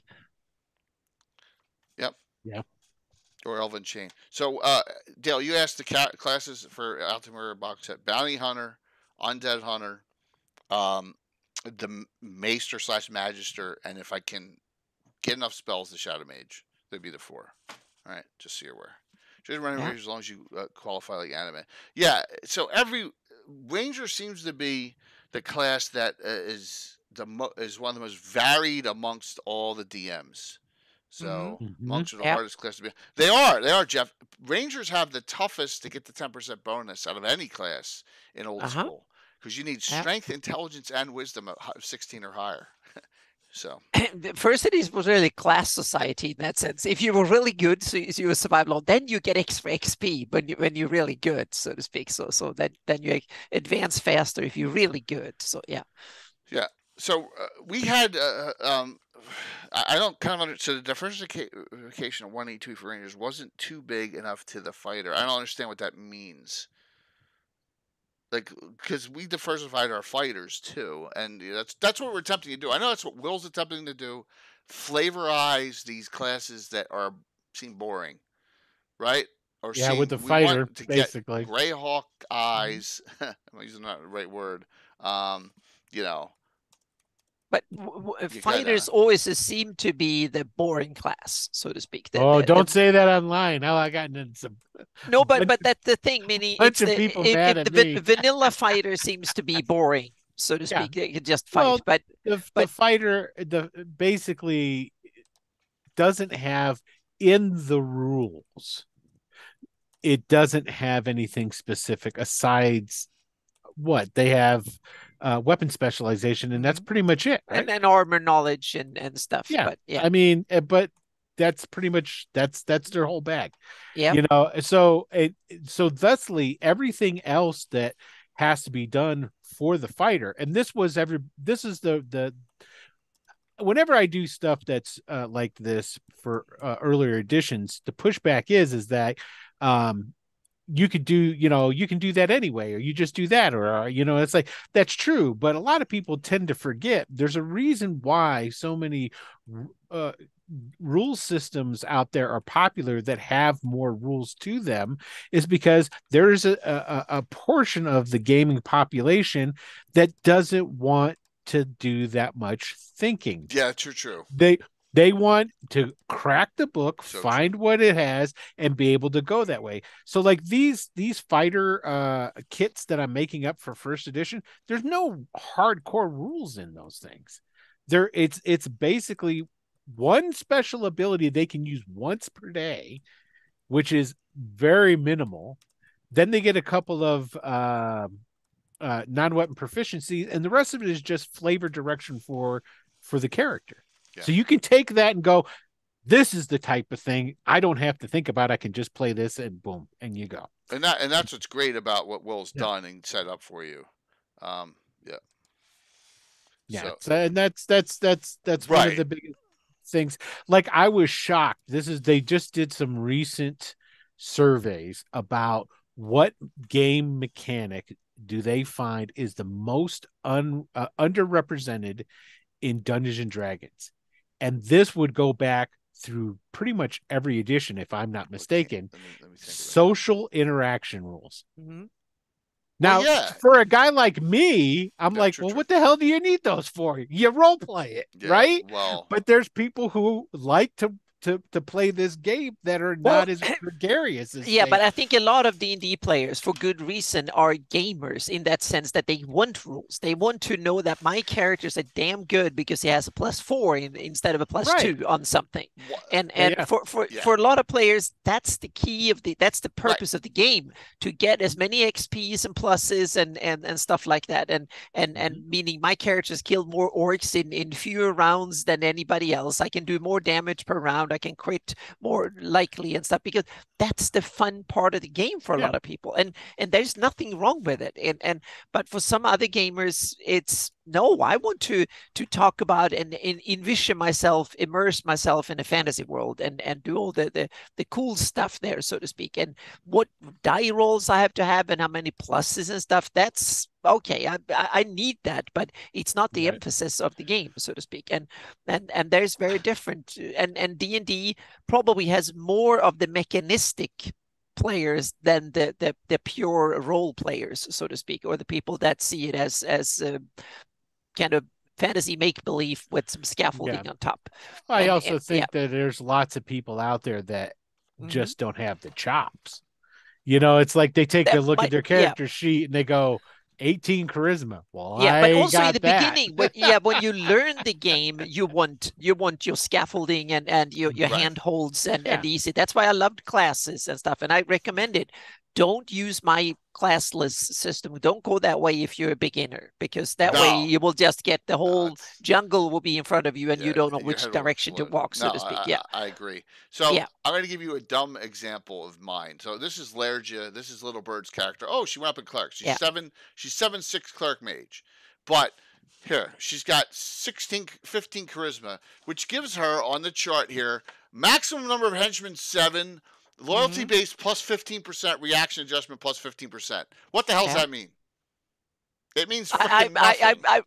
Well, it depends. If you have the play style where you I have a know. lot of I'm henchmen just saying. and you purchase your castle and you need to tell the whoever guards the Right. gate that he doesn't let the whatever comes in and try to persuade it and so on and so forth. So that was what it was used for back in the day, but very few Exactly. campaigns ever got there. And that the funny thing was that the fighter was really good at those things, but that came later and hardly anyone paid any attention to those. It's traditions, Jeff. I keep them on. I keep it on there, and all those ladies. You watch it on Saturday mornings. All they care about is everyone's comeliness anyway, which is a stat that was created in North Arcana, and no one else uses but me. So, and a that's lot all of they care about. female gamers thought that was the dumbest rule stat, whatever, and it's so funny. I thought comeliness was a great idea, and after a while, I was like, this is a terrible idea. So I've gone to 180 on so many things. Yeah, and that's an evolution of being a DM. Yep. So, all right. Will, what is the thing you're most proud about in your Rangers enhancements or changes or? Well, most proud about. Yeah, you're like, man, it's cool. Well, the coolest thing is that you can go to any different. I try to put them across the map. So you go to the, northwest and you can go down to the southeast and there's something different. So I like the fact that I'm putting things in different places so that regardless of where you're going, if you're traveling around, you can run into unique things. Especially because let's face it, not a lot of people are. I love all my patrons. Don't get me wrong. I love you guys, but there's way more non-patrons than patrons. So there's a lot of stuff that you can use on there if you're a DM that they're not going to have any clues what the hell this thing is. And a lot of these guys are made. A lot of these are made with the DMs in mind. Because there's definitely things like Bill was talking earlier, the Black Riders of the Tiger Nomads. These are Rangers that are really embracing Incubulus and the disease, and they're bad guys. Come on, it's like you're not going to play these guys as your character, and that's what I really like. I've given DMs a whole bunch of different stuff that they could throw at people and they'll have no idea what it is. Yeah, but isn't it fun to have these kind of rules and subsystems and show it to the players and I want to play that evil and you should tempt them with I love to tempt my players. You should be evil, realize what you can do, and you turn to the dark side. Exactly. You want to turn them into murder hobo whatever something, and it's fun. And it's funny too at first. Going with all these custom classes I have, my special groups, I was scared to death of giving, because I thought, oh man, I don't want to embarrass them because this is going to be a tough class to play. But I found they can handle it. Like Ed's got a Greyhawk mage. Of course, Ed knows what he's doing.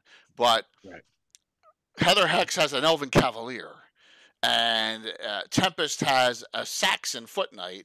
And LJ has an Avenger. And they know what, and Korg has a monk, and they can handle it. You know, Yeah. they can have a dual class monk. Yeah, but that's when you play the game long enough, you realize that it's much more fun sometimes to be given lemons and to figure out how to make lemonade. And one of the most fun campaigns I played in was a Pathfinder campaign where I simply say, I'm going to roll 3d6 for each stat. I'm not going to change things. I can't switch them out. I can't roll 4d6 or whatever. I just roll it and then I have to live with it. And she became a gnome sorceress because charisma was the only thing I I want got, to like play 16 or something. Yeah, I never thought about playing for it. That was so much fun to play it. I played it her to 20th level, and it was one of the most fun characters I've ever had because she was miserable. She had like 9 strength and something in the beginning, but you got points over time. And when she was 20th level, she was awesome, and she had so much character simply because limitations that you need to work around create characters, so to speak. So therefore, I think, but that's something that took me 30 years of playing before I even realized that. In the beginning was that I want every plus I can squeeze out because I saw it as that. The first 20 years I played, it was like, oh, I need every plus I can get. And as soon as I got like a more plus, I was like, yes. That's kind of human nature too. When you're young, you're all about bing bang zoom, and as you get older, you find the joy and the nuances of the I guess when you get aches in your back from standing up too quick and stuff like that, you can appreciate a lot more of the things that you do when you're younger. So, and as a DM, it's the same reason why I prefer Batman over Superman. Batman I can relate to, even though there's no way I'll ever be Batman, but I can relate. Superman, a guy who could push a planet, I can't comprehend that. Exactly. That's the other thing. It's that's one of the things I don't really like about 5th edition. That they simply, the characters are supposed to be superheroes. No, the way I see it when I play is that the characters are everyday heroes. They are the ones that can actually go out and fight evil, but they're heroes. They're not superheroes. They're everyday heroes. They are real characters, meaning they're real elves, dwarves, whatever. They don't have superpowers. They learn and tweak and get good, so to speak, but they're not super good, especially not in the beginning. And the background is insane. Oh, you've been a warrior, you've been out fighting wars and done all of that. Then you're a first level fighter, you barely knows how to do a dagger. That doesn't even compute in the game setting things. If you've been out and fight a war, you're 5th level. Otherwise, you wouldn't come home from the damn war, so to speak. Right. That's how, if you're first level, you haven't even seen a war yet, and you barely seen a weapon, and so but that is, but I get it why they did that, because if you want to start playing, you want to be a superhero and you want to go out and do cool fantasy stuff, and there's nothing wrong with it. But I've been around that bend, and I want my games to be different. And my games are in that sense terrible for beginner players in some sense. But on the other hand, if you want to have it immersed in a fantasy world, I think my games are cool and fun. For sure. So I found the following. I don't ever have to worry about my players making something up because they've been there, done that. I mean, Bill, who's on here, he's got 70 player characters. So I don't have to worry about him making another one up. He's gonna, but with my especially someone new, I want to give him some direction, but the Greyhawk flavor, a lot of them don't know about what to put in or like. No, but your players are like lawyers. They know how to read the rules in every damn and find all the loopholes and stuff, because that tug of war between you and your players is like a courtroom between the prosecution and then the defense, figuring out how to tweak the law, so to speak, in order to make it work. That's part of your tradition and the culture around your table, which is fun and cool and becomes epic in many ways. Yeah, for sure. But you need to direct if you want to keep it Greyhawk. Always. Always they're trying to, but that's okay. I want to give them the flavor of what it's like to play in Greyhawk and to enjoy it. So and that's where, how do you do that with just a ranger, or someone wants to play something that's, you have to give them a setting, give them a location, give them a family background. I mean, I'm not saying it has to be super detailed. No, but I want to give one I think really good thing with the ranger is that I always think which character is the best one character party. Meaning, if you're forced to play only one character, then ranger is probably the highest on the list, because rangers can dabble in a little bit of everything. So if you're a new player and I just want to go out and what is this fantasy thing? I want to play some cool dude in a fantasy world doing cool stuff. A ranger is a good bet, because you can do a little bit of skulking. You're good at fighting. You can support in all sorts of stuff, so to speak. So I think it's a very good entry character. And the funny thing is that after 40 years of playing, I'm still like playing Rangers. So I never leveled up from it, so to speak. So it's kind of funny, but yeah. Yeah, Rangers and Paladins. There's your entry point. Yeah. Well, I shouldn't say your entry point, but your good solo ability character. Yeah, the only paladin can skulk and sneak around. Exactly. That's the Achilles heel of a paladin. But the ranger can't, so to speak. But but see, that's what I love about it's like, if one of my favorites is the fighter roguey like mix, the sneaky fighter, the sneaky fighter that it's a bandit. Bandits are great. Yeah. That's why I love the bandit so much. It's one of my absolute favorite things. From first edition. Yeah, Gord is a good example of that kind of Gord. From the books. So whether it's is Gord actually a thief, or is he a dual class? What do you think? He's a fighter thief. He's dual class. Acrobatic thing. Yeah, he's a thief acrobat. That's true. He can do all the acrobatic stuff. He's a cat burglar with a lot of fighting capability. Yeah. So basically, if you're going back like bandit or fighter thief, that's some of my first 1E. If you go back to just straight up 1E, that's And then once you get to second edition, that's when I start doing the change to clerics, and what it being more my favorites. Yeah, it's a 10. I'd say he may have been a back and forth dual classer, with some fighting ability. So a lot of great points in here. So another one is Big Mac just said, if diseases and plagues are natural, are there evil druids and nature clerics trying to thin the herd? Have you you gotta have this. If you don't have this yet, I know we went back here, you gotta have Rob Kuntz's Dark Druids. You gotta have Dark Druids. If you don't have Dark Druids, I'm gonna say this in a nice sort of way. There's something wrong with you, because this is this is great. It's great, and there's other additions. It's an interesting take of the anti-druid, so to speak. The anti-nature druid. Yeah. There. Another one. If you want another place you can go to create an evil set of druids, or even rangers or hunters or whatever, go and I'm gonna give a shout out to my good friend Tony Winslow Brill. Okay, go and get Candlekeep Mysteries and go to the very last adventure, Xanthoria, which has a Zugdemoy plague and I used this in my game. That plague went through Altamira and devastated the population of Altamira a little while ago. So and Southern Selene. So check that out too. There's a lot of places where you can go for some inspiration on vileness of the druids. You're good.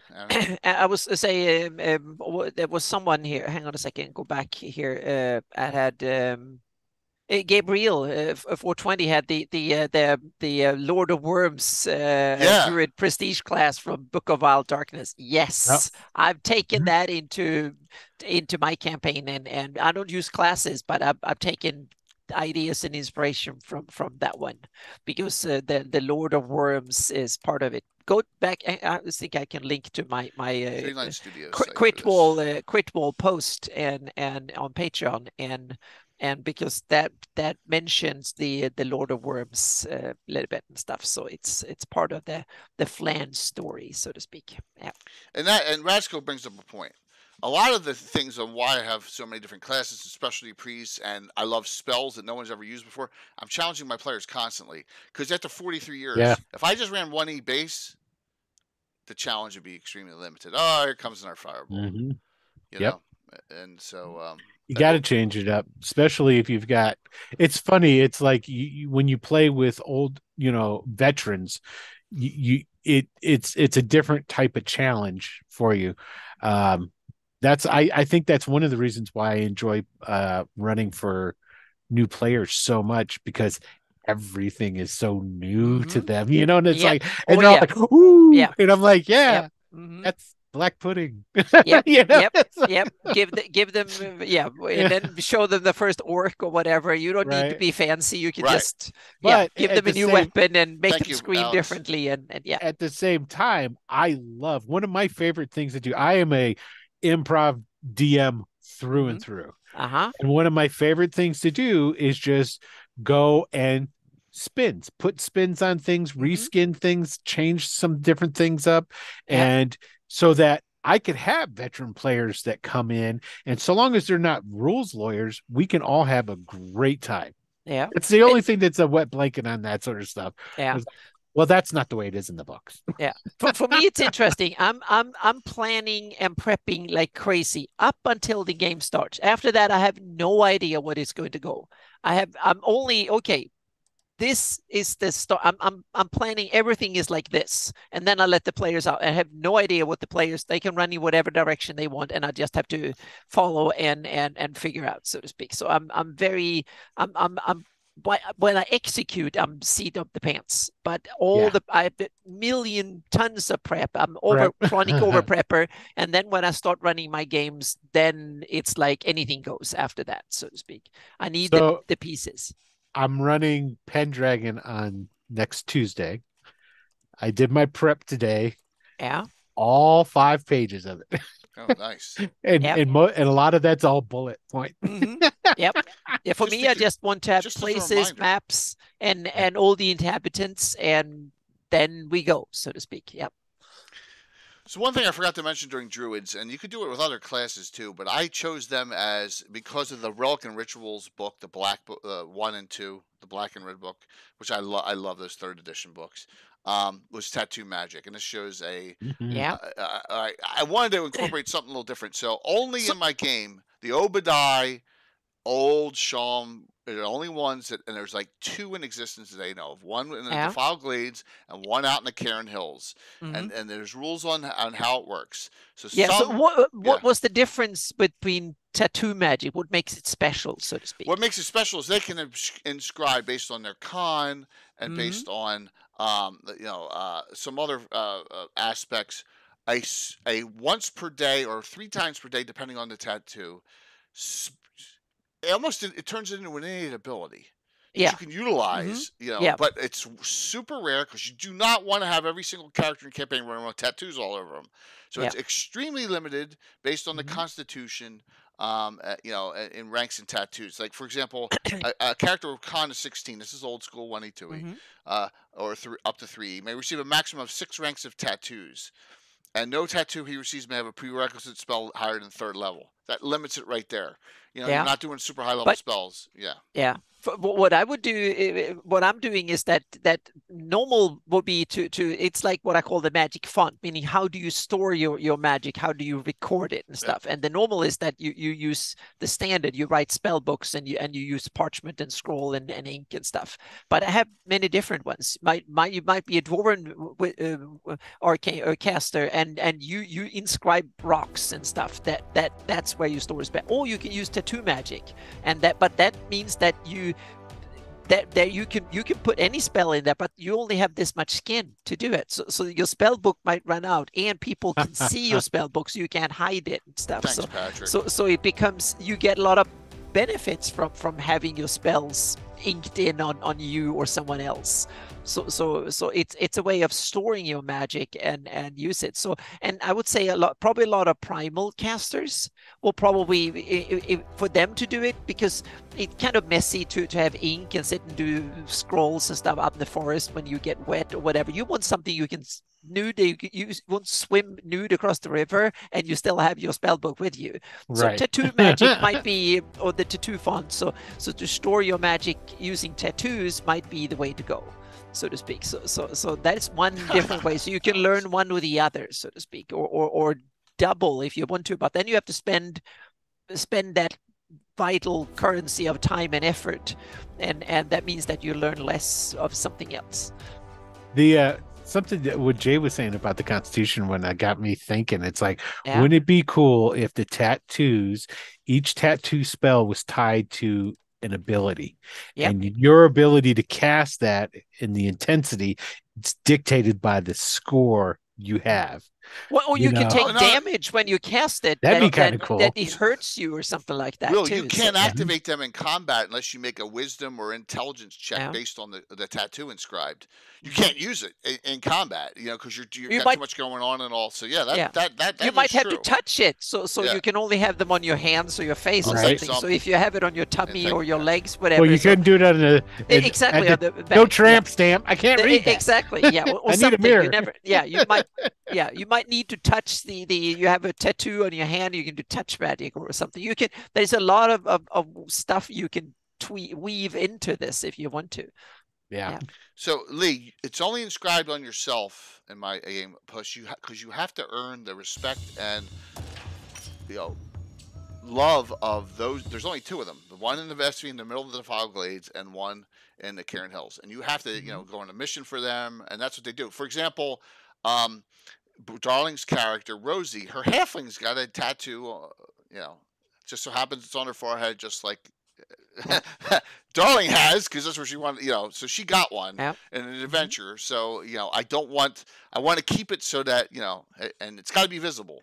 It's got to be in a spot visible to be activated. So it's kind of one of those things. But like I said, any DMs can do it any way they want. Absolutely. Yeah. I have one, for instance, a druid character in my campaign. She is the a special kind of druid that is tied to fire and stuff, and she will have scarification from burns that will give her resistance to fire and stuff, and she will have a form of tattoo magic, so to speak, that will be scarification and tattoo. So they will war paint her and then burn her, and that will give her the magic abilities from that, so to speak. So that's cool. Yeah, so it's like a ritual you go through in order to become one of the daughters of Egworth. You have to go through that ritual, so you literally have to be burned, and so they war paint you, and then they burn you, and you will, and your body will be scarified and full of tattoos and stuff, and that will give you magical powers and resistances and stuff. So, right now. Dale, I know it's there, but as far as the Ullman go, I can see all those having tattoo magic. And if we were venturing down there, maybe in Sasserine, or we're running the Cauldron series, I can see me adding it down there too, is what the point I was saying. I can see orc shamans and stuff like that using a lot of scarification magic and stuff, meaning they need to cut it, or necromancer, they need you need to be have your flesh literally withered away in order to be able to cast spells and stuff. Yeah, so, for sure. Yeah, more. I want to see more of that in D&D. The DCC Dungeon Crawl Classic has tons of it, meaning the wizards start losing body parts and going crazy fairly fast, so to speak. Just like Warhammer. They're going downhill fast. And that might be to overdo it. It's great for a one-shot, but it becomes difficult in a long-term campaign. Yeah. But a little bit of that flavor in D&D is probably a good thing, I think. That puts a little bit of flavor on your Or just caster. Have it reversible. Yeah. In some kind of way. You have a full rest and then it comes back again or something. So, Yeah, Bill, correct. There's a tattoo artist in Greyhawk that tattoos shadows to people, have a character look. Yeah, I agree. There's all sorts of little things. What I also put in there is, in this whole discussion on Rangers and Druids, is use your like Will did, like Anna does, like I've done. Use your creativity as a DM to tweak the class to suit your campaign. Now, whether it's Greyhawk or not, hey, it's cool. We appreciate all the people watching. But in Greyhawk, tweak it to, there's one organization of Rangers that the Gnarly Forest Rangers are noted in from the Ashes box set. So go there, and if you want to get an idea of writing about them, because there is a tweak there. And it's the Swan Maze. The Swan Maze are another organization, and they have the totem, and they become a magical swan. Look that up if you want, because most of them are Rangers as it is, and we actually have a player character Swan Maze in our campaign. So there's all sorts of. Who came up with that idea? Someone came up with that idea right? I mean, where's it come from? I don't know. It's some fantasy story somewhere, and then someone came up with it. Was a plastic toy or something like. Swan May comes from Sword Lion Deadpool Anderson. Okay. Sorry. That's one of the second main characters. She's a Swan May. Okay. Right, but someone took it and go, this is a great idea. I'm going to put it in Greyhawk and put it in published source Greyhawk. Oh yeah. Gygax. There's so many was it cool Gygax stories. Or was it because it appears it was someone from that age. Yeah, right. It's from that early on, so to speak. It was Yeah. It was like the Rust Monster. It was some plastic toy from somewhere that looked cool with the propeller on the tail, and that became Three the Hearts. Monster. 3 Hearts, 3 Lands. See, I gotta look that up now. Yeah, They're in Monster Manual too, but the first time I see them in published source is from the Ashes of a location that might be that has Swan Maze. That's the point I was making. Ranger they think about that. That's another thing. That's a good idea, Bill. Yeah, they're in you got Werebears in Night Below, I think is part of. You got them in there, and then you've got those Swan Maze. That's out of Monster Manual 2. Absolutely. That's the first place that shows up there. They existed then, which means that they were on someone's mind. But Sergeant from the Ashes goes, I'm going to create a whole organization of them, and I'm going to put them in an early. I thought that was cool. Just so you have them in Greyhawk. Someone took that idea, just like I steal all the time. I steal all the time from, like I said, Bill, how much shit have I stolen from Baldur's Gate 2 over the last 30 years? Oh my God. The Inquisitor, the Avenger we talked about tonight, a lot of magic items, a lot of, just really cool things in there. It is 3 Hearts, 3 Lions. It's bugging me. I just read that like a couple of months ago. So, so let's hit up a couple. Anyone have any general questions about the discussion tonight? I know we're running up on time, but anyone have any? I can just say that. Have a game tonight, I can just say that no, if you want to run a long-term campaign, you need a lot of flavor like this in order to make it fun and put a lot of variation. This is exactly what happens. Okay, so like everybody knows that. Okay, Greyhawk is a setting. It's a great setting. It's got a lot of great groundwork for you. But like Jay says, and everybody says, it's like it becomes your setting as soon as the dice roll, and you start tweaking it and changing it as soon as that happens. So you should do that for every class, everything. Change it to how you and your players like it, and then just go from there.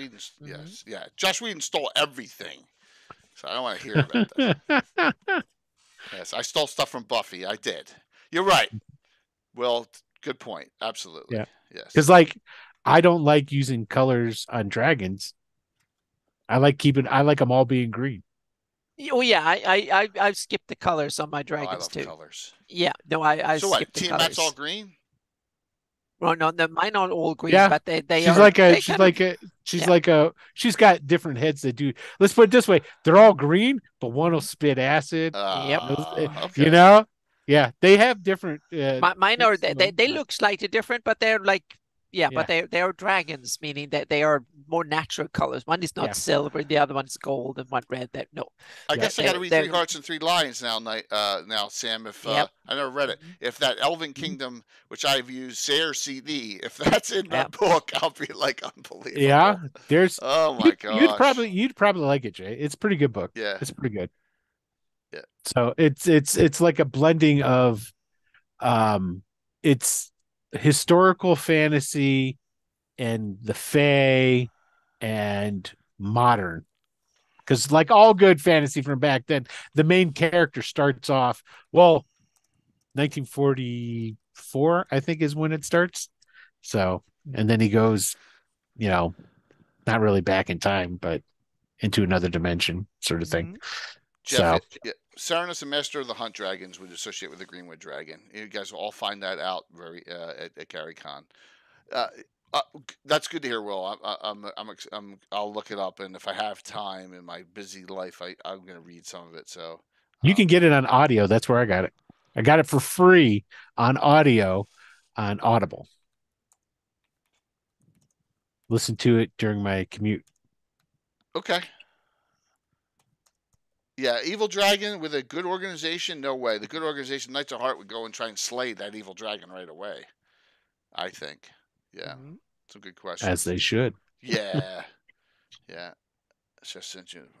So, fun discussion. Anna, anything in closing here? I just say this, Ranger, I'm weak for the class, even if I'm not weak for classes. So that might say a lot about how much I love, Rangers. Yep.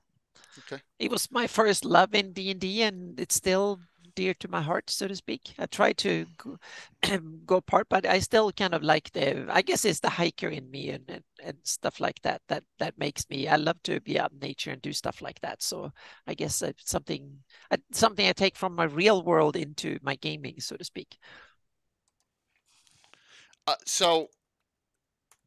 And that every DM is different, every game system, every setting, there's a little different in addition, there's a little different in play style, or if you're using a VTT or using a VTT just for maps, or you're playing with miniatures, or you're playing theater of mind. Everyone's different, and that's the great thing I love about the game. And just take what you do as a DM, or as a player, and go to your DM and say, "Look, I'd love to tweak this.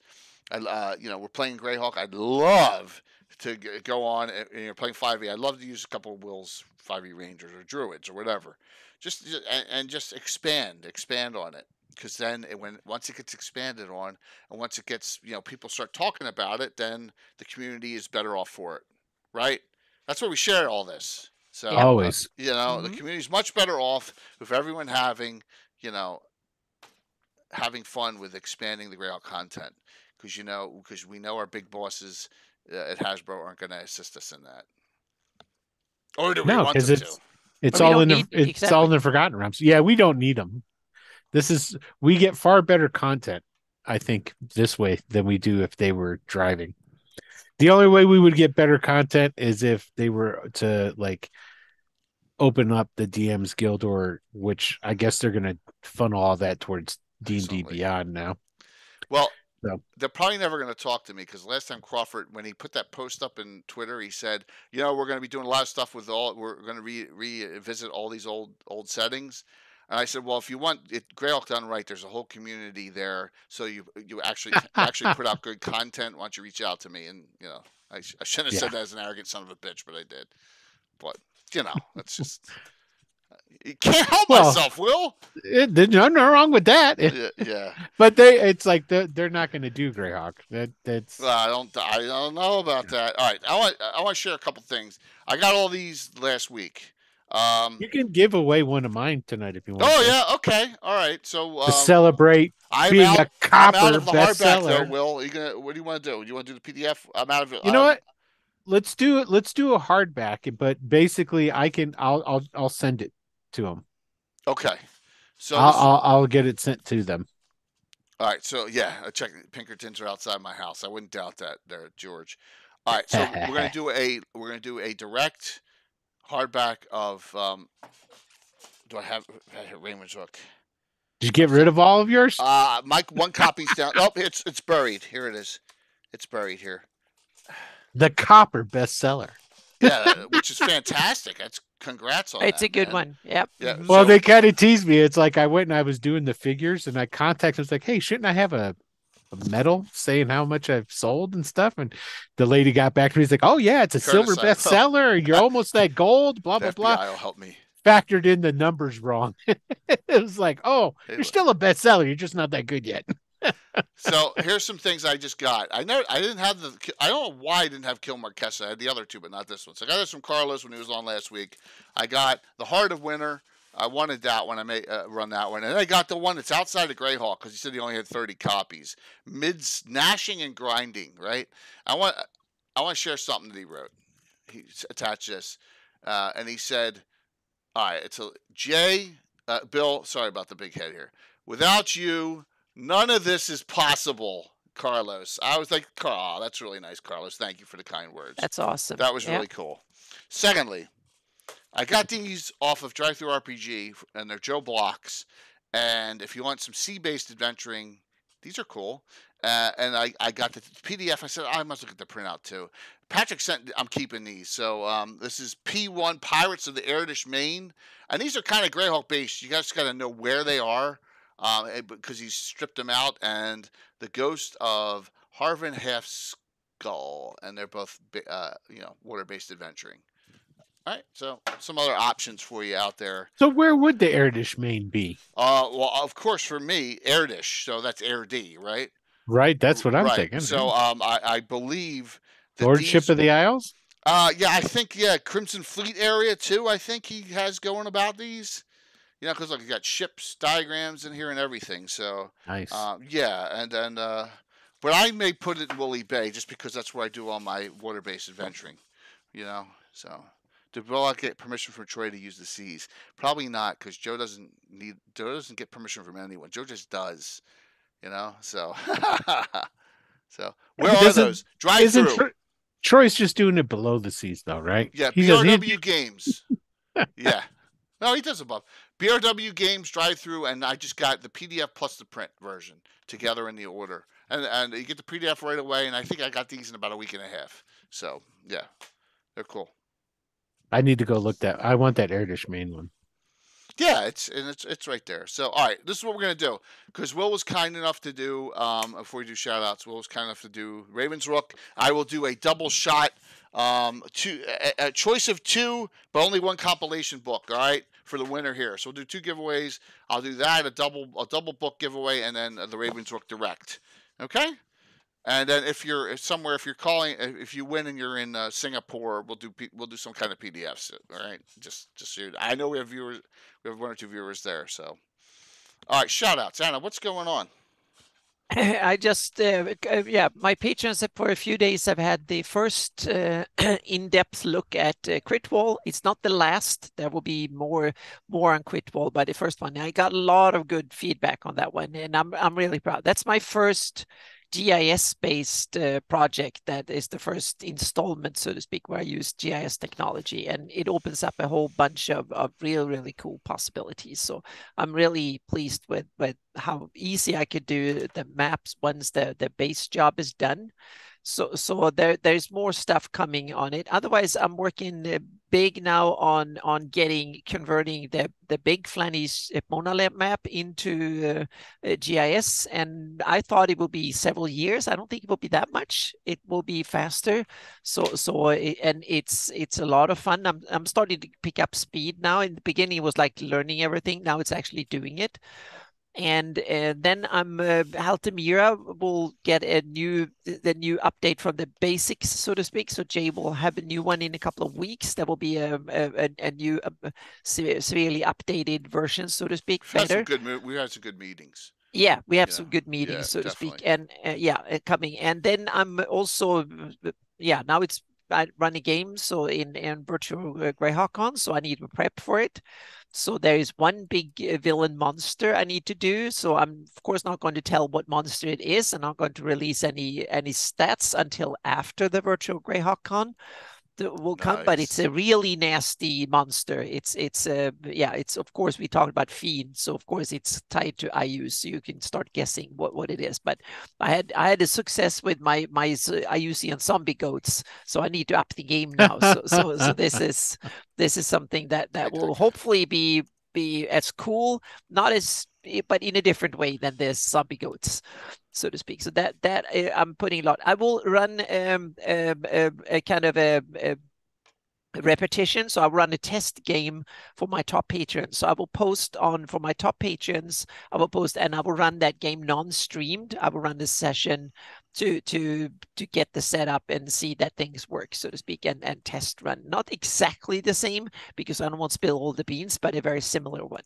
similar mission, so to speak. So that's coming. So there will be at least 4 seats, because one I've already promised to one of my top patrons that didn't get in on the game on the convention, so to speak. But there will be some seats on that one too. And if it's really popular, I guess I have to do it sometime later to run similar missions from now. That's what I hope to do in the future, to run small mission-based things that I can invite players and run a game at least once a month for Isn't 4 that or 5 fun, players. Anna?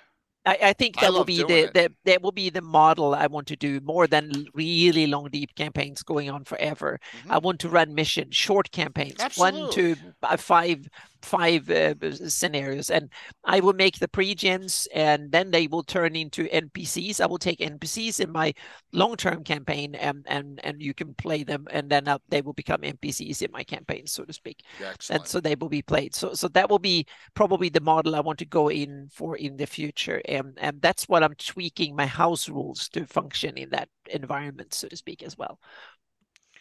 And there's more heraldry coming as well. So yep, and the symbols I need to tweak a bit too, and some more rules. I'm also working on the aerial rules.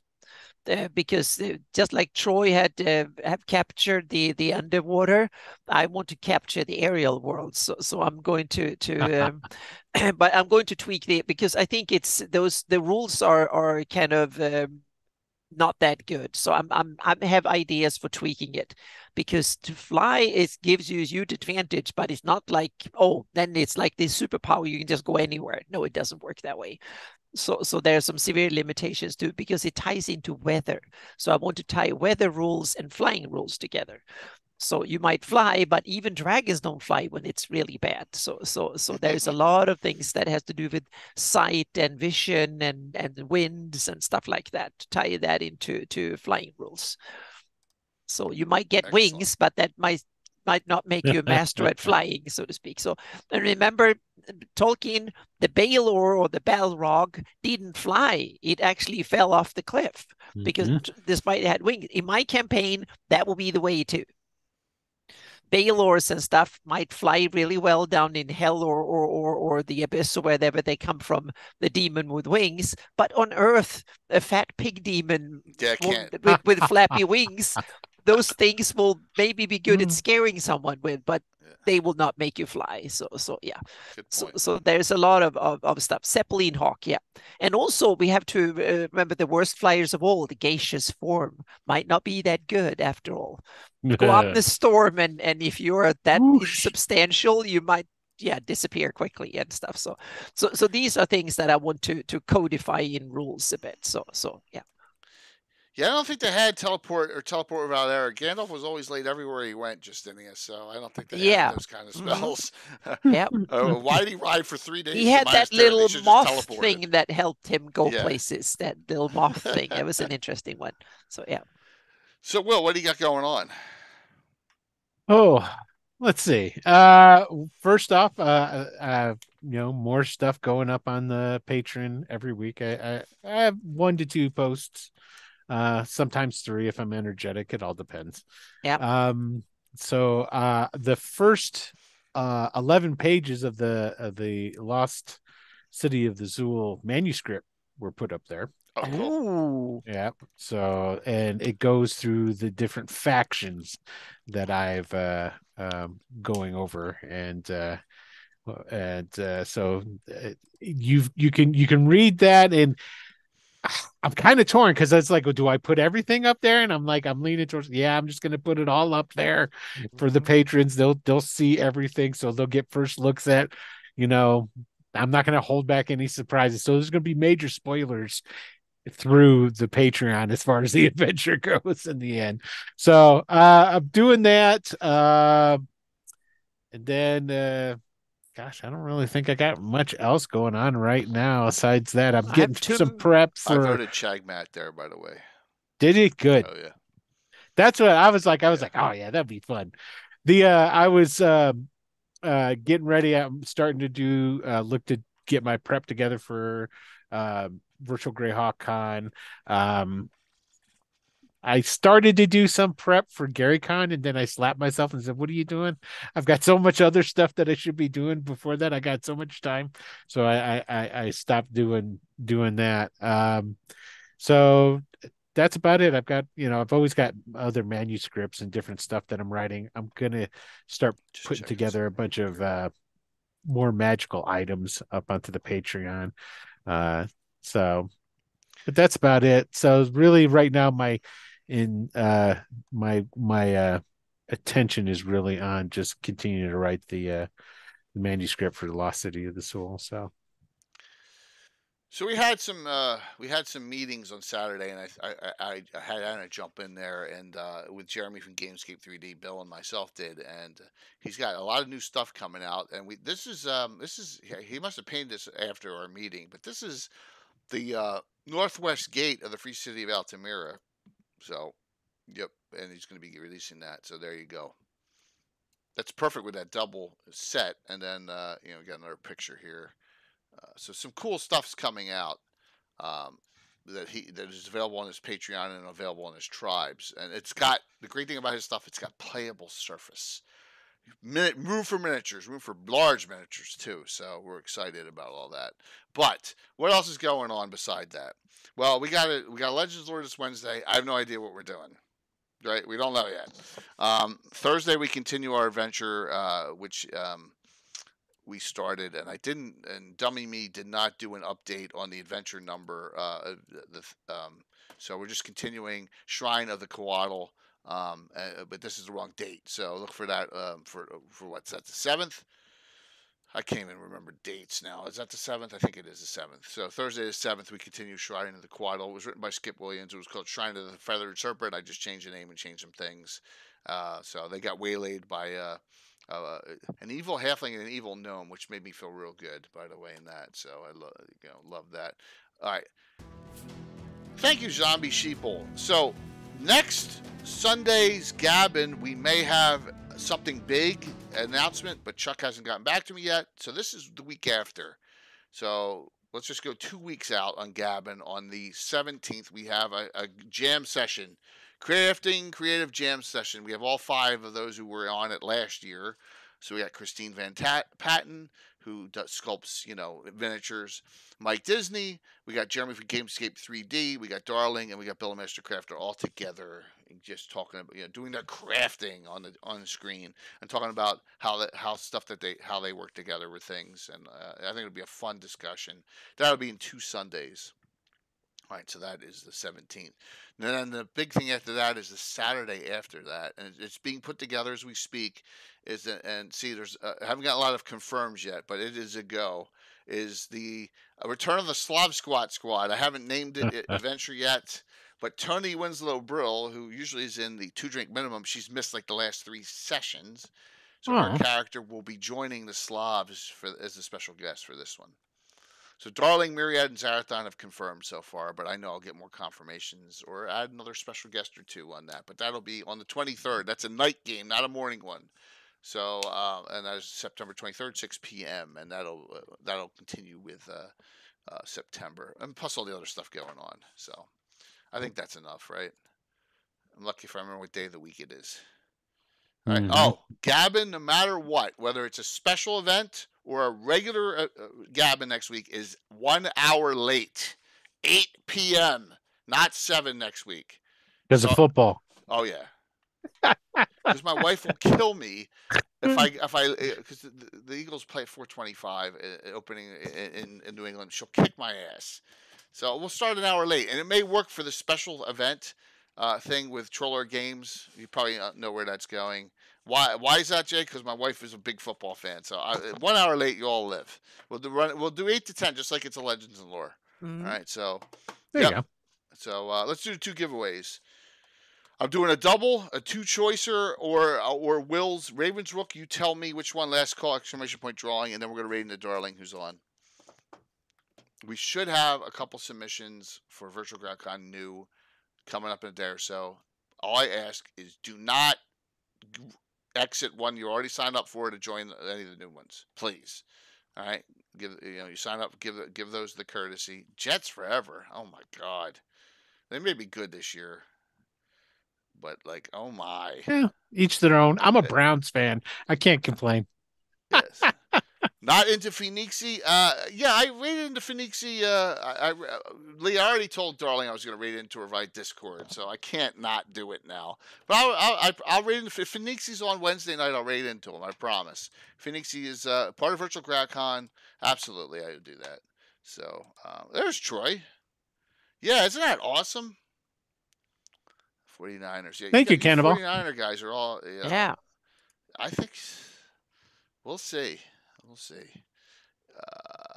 Yeah, I would do the Phoenixy if I didn't already say, hey, darling, I'll see you in a couple of minutes in chat on Discord. Yeah, it's kind of you know. Yeah. So here we go. All right, Bogart and Caesar again. Wow, Caesar just won. I just sent him to Bogart 34. Tell us, do you want Ravensrook or your choice of 2 classic D&D reprints? That's cool. So is Bogart 34 on? Let me see. Should be. Oh, I don't see him. Wait a minute. No. I don't see him. I'll give him 30 seconds. I do not see him in the list on right now. I do not. Uh-oh. Pizza Dude's got 30 seconds. Yes.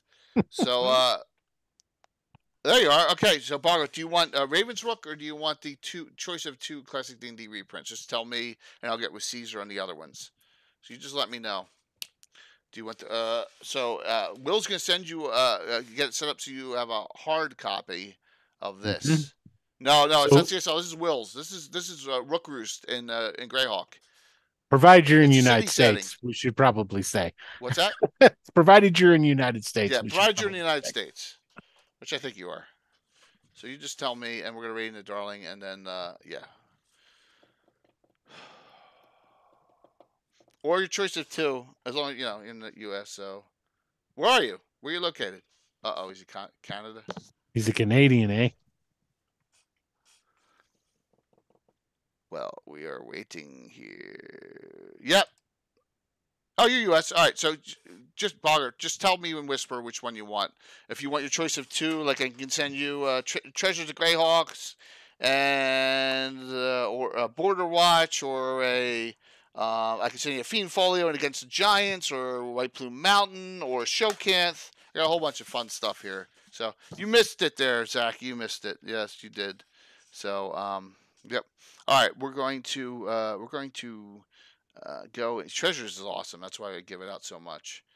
We're going to raid into Darling now and see you all very soon. Anna and Will, thanks. That was a great show. Oh, yeah, thanks for having me, man. All right, yeah, so, thank you, Will. Bogart, yep. This is what I want you to do. Will, put your name in chat, please. Okay, hold on one second. Bogart 34. Whisper this name up. Not that one. Giant Stomp 01. Bogart, whisper your what information does he need? Email? Okay, I'm gonna need your email. Email Bogart34 to GiantStop/01, and he will get it all set up through drive-through, and you can get that. Oh, and that. Your address, I should say, because I'm mailing. Too, okay. Email and I will address. handle Caesar, who just got 2 things from me, so he's on a roll. So, yep. See you all Wednesday night. For what? We'll find out. Yep. Yep. Mm-hmm. Everyone, enjoy your night, and we'll see you soon. Good night. Yep. Have a good one. Wrong button. Did I wrong button at all tonight? No, I'm pretty. Nope. Yeah. Not a single one. You had all the wrong buttons. There. It was before I got in that you couldn't get me in. That was the thing. I was over friends last night. We had in-laws over tonight. You know, just one of those nights. Yep. But as soon as after you got me in Zoom, then everything worked great. Well, that's good to hear. Yep. Nothing but faith, man. Yep. And, faith in nature and all that. Yep. Yeah. 5, 4, 3, 2, 1. We'll see you all Wednesday. Enjoy the holiday. Auf Wiedersehen. 80 went in. That's pretty good. Yeah.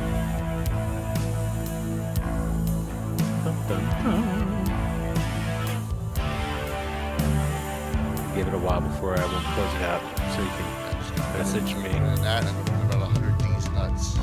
What was his? What was the guy's name that Bogart _34. Okay, I'll message.